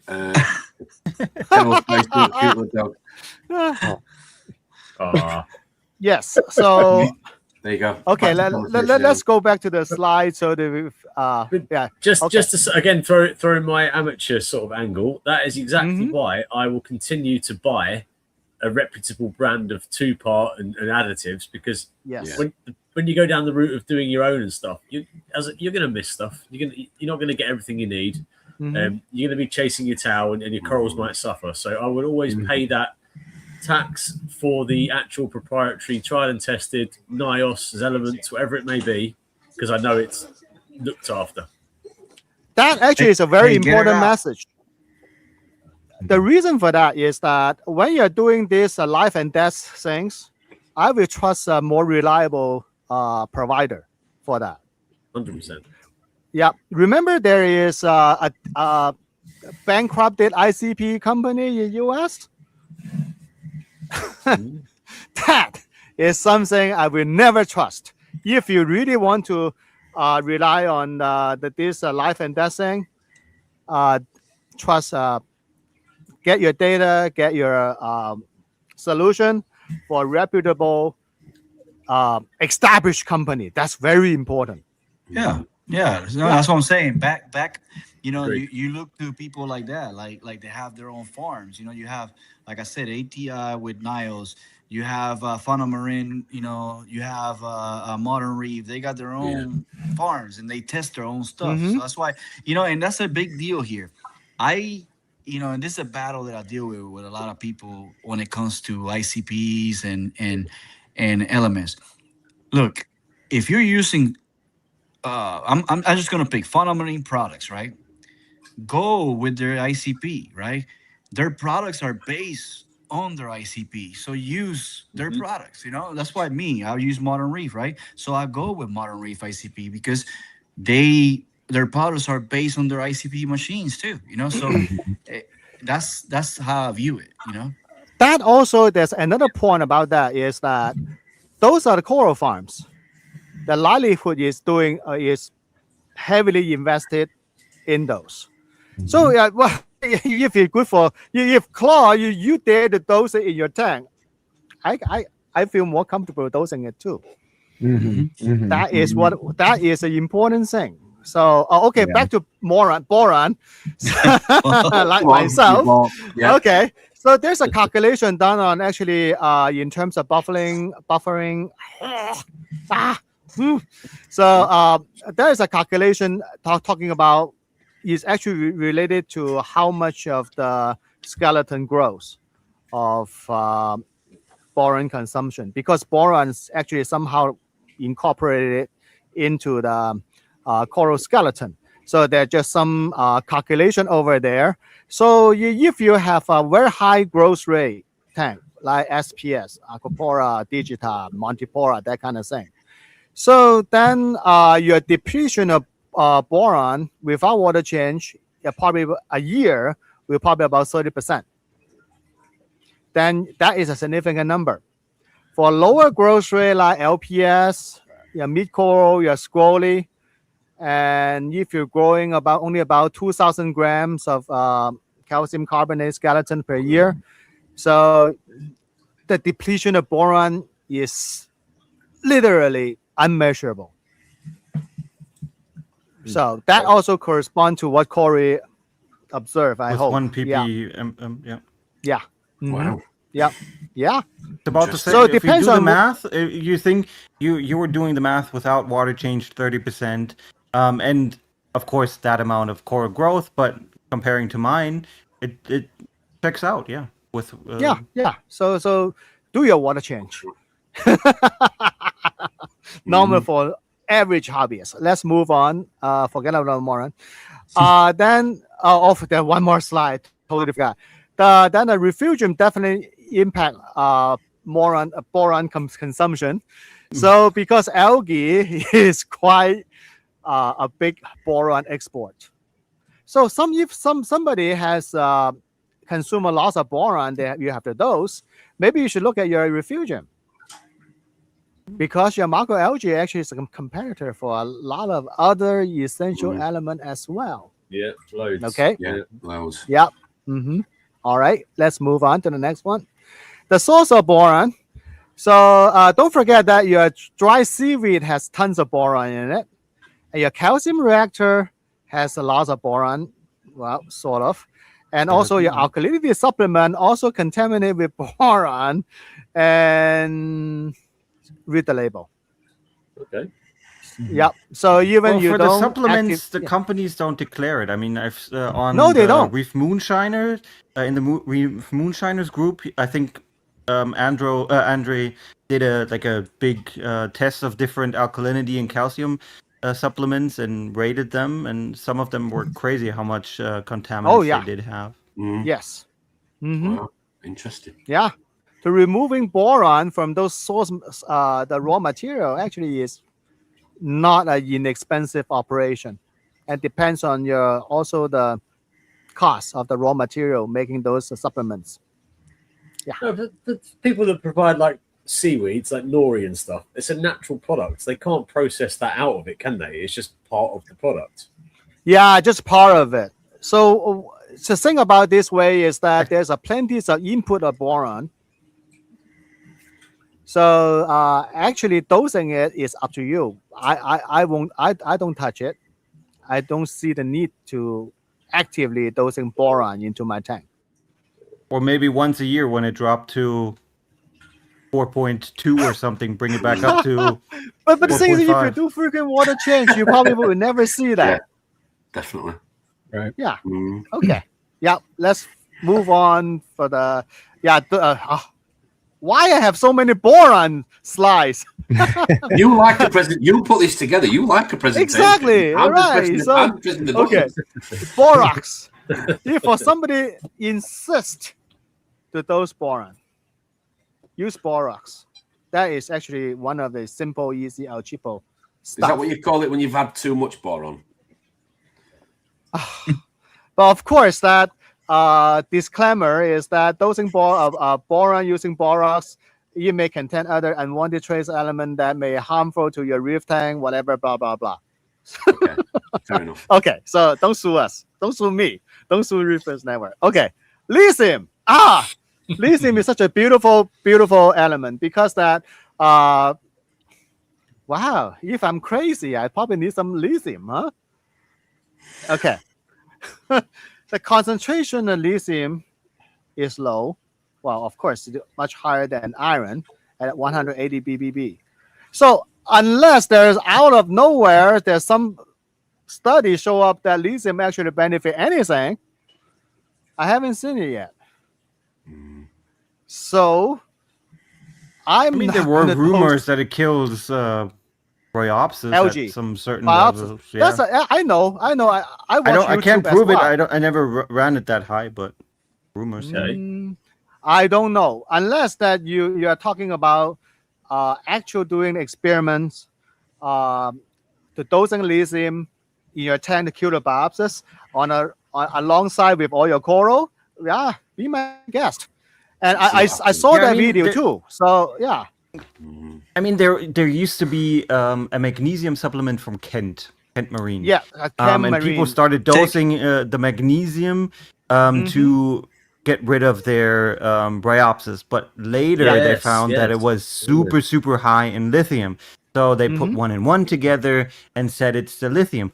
I can't prove it because I've never had that issue, but that's what the typical but that argument It was called I don't Tech-M. think it's valid though. Tech-M, yeah, correct. Yeah, the Tech-M. So that brings it back. Yeah. but it's you're also very high in water too. Right? In that part, a huge amount of water. Can you say that the water killed the biopsies? Probably not. It could be, yeah. It may be fresh water, eh? Wrong salinity killed the biopsies, yeah. Well, the thing is that Tech-M is a really dirty supplement. Lithium is just one of the contaminants in it. There are tons of other stuff in there. All we know is that it probably is a contamination of that Tech-M additive has some sort of effect on biopsies. No idea. But you cannot simply claim the lithium in that Tech-M is responsible for killing the biopsies. Yeah. But here's, keep in mind, killing. Lithium as a killing machine. Okay. Unless they say, at the same time, the biopsies die and my millipora just flourish. That's a different story, right? So I don't think, unless I need to take lithium myself, I will not dose lithium to my reef tank. I think I've stumbled upon it a while ago that lithium as a supplement is banned in Europe now. For some reason, people were taking lithium in high amounts, and now they started taking lithium oleate or something, like a super rare form of it, because that hasn't been banned yet as a supplement. Yeah. Oh, I know about this guy that Greg talks about. That is Matthew from South Africa. He did tests with lithium, and he, like, for months, man, because they were bottling the tank with a lot of lithium, a lot of bryopsis, and he raised the lithium to crazy high levels, and he kept increasing it, and it did nothing. Yeah. Crazy. Yeah. And lithium is so close to sodium as well. Well, maybe he the Tesla battery fall out from his reef tank after he dosing so much lithium. Fair enough. Okay, let's move on. We're already over the barium. Yeah, so far that I cannot find any scientific literature showing barium actually doing something. Yes. Now, I had an issue. I had an issue with high barium. If I remember rightly, the high barium was from my days of messing around with zeolites.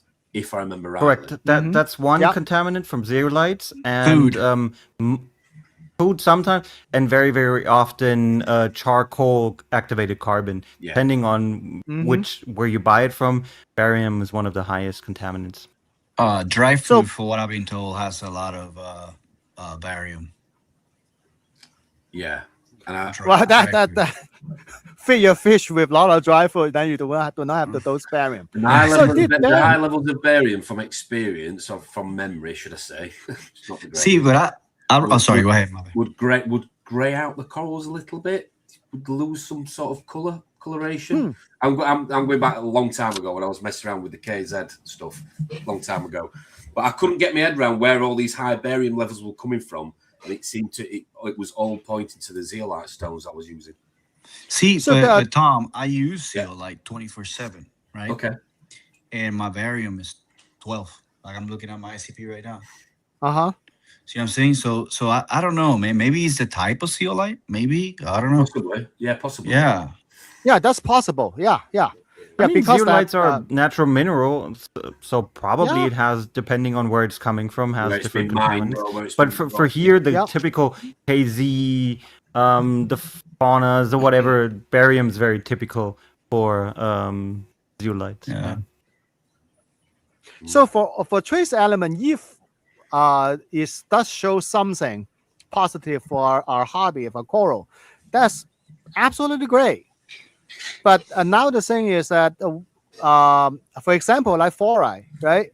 Fluoride that you cannot find any freaking scientific literature talk about any good thing about fluoride. But that is a very obvious indication that fluoride does something. Mhm. Yeah, so there's that's why that if you want to be a trailblazer, that definitely with a bunch of coral skeleton paved the way, we do benefit from that. But for average hobbyist, we have had a number of guests on the network over the last few years, and there has always been a bit of a divide when it comes to fluoride. There is a little bit of a sort of a crossroads of some people saying it does and it doesn't have positive effects on coral, and I don't know whether that's because there's less scientific literature out there to support that argument, or some people have seen it physically in their own farms or whatever around the world. But fluoride, I know we talk about barium now for a second, but fluoride does seem to be one that always seems to be a bit 50-50. But that's what I was saying with barium as well. There is no real. I never seen any issues with super high barium. Yeah. But I've always seen tanks that were starting to go 10 and below. I instantly started seeing some type of weird SPS issues. Brought it back up, issues were gone. So we don't know what exactly it's doing, but it's doing something that's harming corals if it's too low. So I always, in my opinion, just keep them in natural coral reef levels, and you're on the safe range. Yeah. but also barium is tend to stick. That is one character it has. It tend to stick to the organic debris, biofilm, all that kind of thing. Then you appear to be low. But is it actually doing something? A lot of stuff could do that. A lot of stuff will bind to biofilm and things and be taken up by bacteria, wouldn't it? So exactly, that's a very good point about when you do ICP test. You have to keep that in mind. When you see element drops, is it really being consumed? Is it getting precipitated out, or bioaccumulated, or bind to detritus? So you could literally just sit in a corner, rocking, facing the wall, asking yourself all these questions all the time, couldn't you? Let's be honest. Yeah, yeah, exactly. Okay. Yeah, let's move on from rubidium. Vanadium. How should I say this? If you look at scientific literature, you'll find nothing about basically what it is.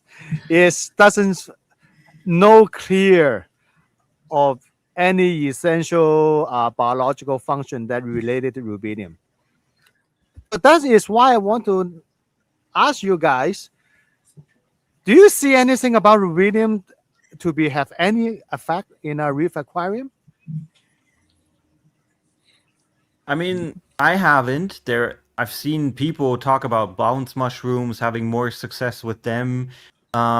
We started putting it in our products probably about 2 years ago. You have to know that it's absent in most companies because it's very, very expensive. I think 1 kilogram of rubidium is about 3,000 euros. So super, super expensive trace element. That's why it's usually absent in most products. Does it do anything? I don't know. But to be honest, the amount you need to keep it in a stable, good range is not that much. So why not just add it? I mean, saving a few, I don't know, probably like a buck or two per bucket. I don't think that's worth it, to be honest.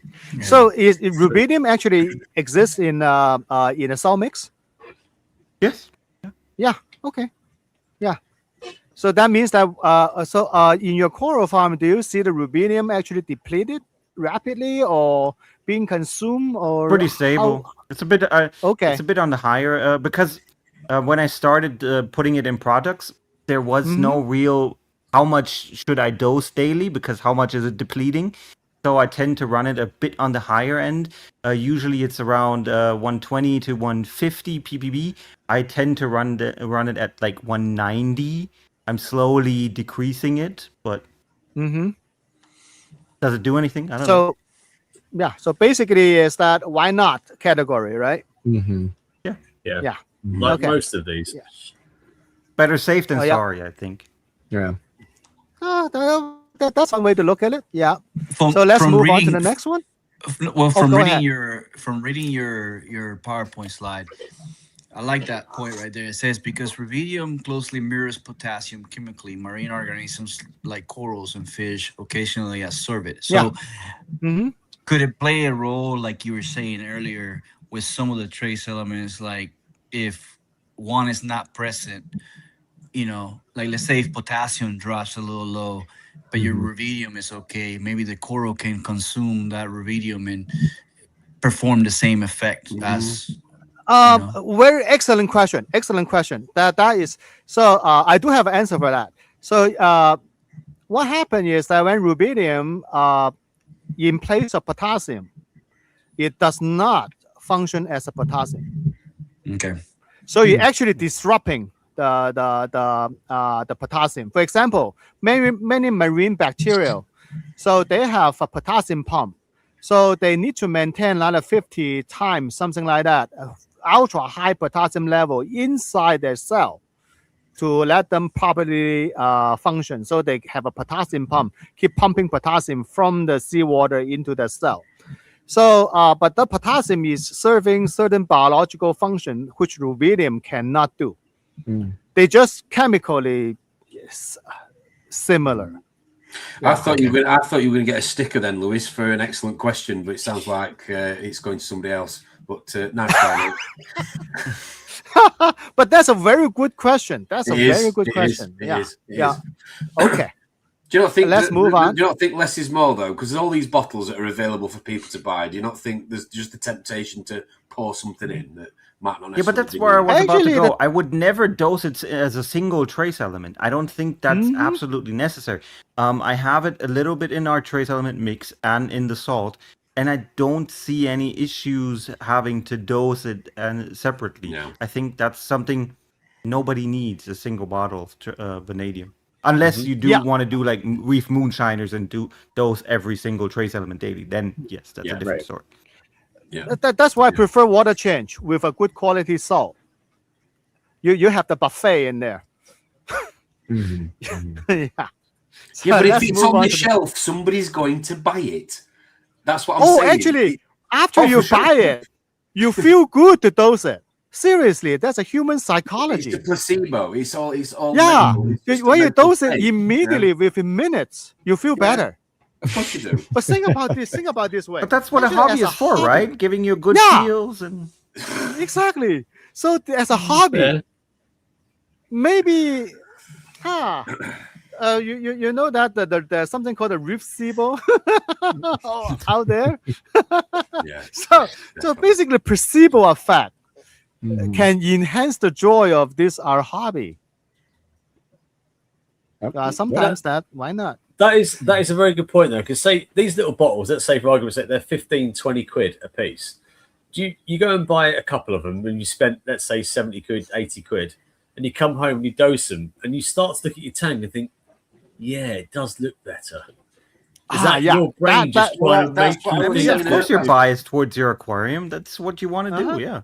I mean, it's the same thing because when it's a people fun have hobby. Pick Me Angel in their tanks and they say, no, he doesn't pick at all. I never seen him pick at the coral. Same bias. Well, we used to say the Germans were good at football, Corey, as well, but those days are long gone, unfortunately. Just saying, for a friend. So I know our time is running past, Yeah, so we're getting there. let's go to the next one. Okay, arsenic. I'm not joking. Okay, so if you look at reef to reef, people actually trying to dose arsenic. Oh, for God's sake! I had a big argument about that in when we brought out the MS test because arsenic was not in the contaminant section. It was in the trace element section because Dr. Ben Funk said, well, it is a trace element. It's like, Yes, but nobody's going to go to the store and they'll go try to buy arsenic, put it in contaminants. No, it's not a contaminant. It's a trace element. Like, I know, but that is not what people want to see. Yeah, I can't sell this stuff. Yes, because I will have people trying to buy this when they see it's low. Yeah, and the uranium also will make your coral glow. And also can trigger your whatever that radioactive counter is. Beep, beep, beep, Look, beep, beep. in all seriousness, though, if it's a trace element, is it in that minute concentration beneficial? Is it needed? So far, none. Haven't found anything. Oh, we don't know. But that argument always exists: is that what happens if it does something? Because it could be that everything's toxic in high levels. It could just be that arsenic's toxicity is such a very, very low level, but beneath that, it's still, Yeah. That is why, actually, if you look at some of the people on Reef to Reef, yes, they are trying arsenic. No joke. Wow. Even on Randy's the list of trace element, arsenic actually lists as experimental. No joke. Be my guest. Maybe it does something. Yeah, be my guest. But the problem is that having a bottle of arsenic sitting on your table can be troublesome. Yeah, it's not going to happen, is it? If you've had a really bad day at work. Anyway, okay. Let's move on. We're closer to the end. I'm sorry. I cannot pronounce this thing. Come on. Moly. So, well, we already know that moly is quite important. Okay. So now, that would have made a better Instagram reel if you'd have dressed up like Austin Powers. The that picture's killing me. Oh my god. Moly. Yeah, moly. We don't have to spend a lot of time on moly because moly definitely is important. Tiny. Okay. Yeah. But it's in a very, very tiny amount. So when you're dosing moly, you have to be really careful. Because I have seen a beautiful SPS dominant reef tank ruined by dosing moly alone due to a faulty ICP test. Like, how high did it get? Because I've seen many beautiful tanks here with quite high numbers. How high you see there? 30 to 40 ppb. Okay. He got 380 ppb. Okay, yeah, that's okay. That's that is because that the ICP test was faulty. First shot, you have undetectable moly in there. Undetectable, not zero. Then it did a calculation on a spreadsheet. It dosed moly in there. Coral are dying. Basically, literally, the tank is melting. And the second ICP test come back 380. And the problem is, once it's high, it's hard to get out because it's pretty stable in a reef tank. It doesn't get depleted very fast. That's why, as I said, dosing it not really necessary if you have a good salt because it's pretty stable. But once it is high, it's very, very hard to get out again. Yep. And eventually that tank was taken down. Years effort evaporated. Oh, by the way, if moly is low, your vanadium friend is going to kick in a little bit. Okay, so I think that probably the last one, right? I don't remember. Yeah, just keep on moving because we don't need to. Yes. There you go. Yeah, here we go. And breathe. Two for the part 3. The part 3 is important. I'm going to show you why iodine, whatever. Some of the eyes. I come with eyes. Oh, there is no I in Team America. Oh, let's not go down. Yeah, that's not Team America Instagram. Wow. There's 3 types of people. Yes. Anyway. Well, there's 6 here. Well, thanks for staying awake, and thanks to the 71.80 of you that have tuned in to watch this marathon. A lot of information. I'm sure a lot of you people will watch it back and get this is what it's all about. You know, a little bit of a giggle, but it's more about the, more about the education, because there are people that are going to have umpteen questions. You know, they probably watch something on Instagram, as we talk about all the time. Do I dose this? Should I buy that? And hopefully they're going to listen to none of the expert advice given today and go out and buy it anyway. Yeah, exactly. So that is because this is basically it's a fringe science. Lots of things is uncertain. So what I can tell you, what so far in the literature, but it doesn't mean that is the answer. But that's the good about science. Science is something to be proven wrong. Right. Yeah, definitely. Yeah. And we're all doing it. Like, we're all doing it. You might accidentally overdose something one day by a little bit and see a positive reaction, and we can try it and substantiate it, and it becomes a thing, right? So that's how it works. She's just stolen me thunder. I was just going to say we're going to have to go quickly, because at some point Corey's going to put his Christmas tree up. She's stolen me thunder. Lisa, I'm not happy with you. I'm not happy with you. Now it's August, right? Yeah, well, Soon. Corey, yeah. You can already buy Christmas candy in stores. My wife already bought Christmas candy today. No way.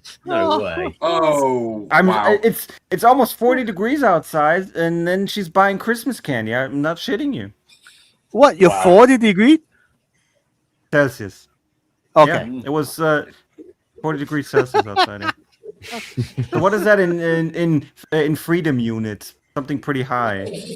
Very high. Over 100, right? Probably 94, 93, something like that. Right, talking about freedom. Thank you very much, gentlemen. It's been emotional as ever. Thank you very much to the one and only Dan Zhao for putting that amazing presentation together. Thank you very much for your contribution. Thank you very much. Appreciated. Much appreciated. Thank you very much, Jamie, for being here in person. Don't get able to say much this week, but we'll give you a microphone next week. We'll give you a chance. Don't you worry. Luis, thank you very much for tuning in. Mr. April Killer himself, Mr. Terry Newell, the face, the man himself of Putang Reef, and his lovely dogs. And yes, his lovely wife somewhere hiding in the background. And the one and only Mr. Corey Treadwell from the one and only, of course, Nyos and White Crows. Big up, sir. Thank you much for tuning in. Thank you, those of you from around the world that have tuned in, wherever you are. Have an amazing weekend, whatever you get up to. Please don't forget to smash and subscribe to the like button, and we'll see you all next week. Take care. Bye-bye for now.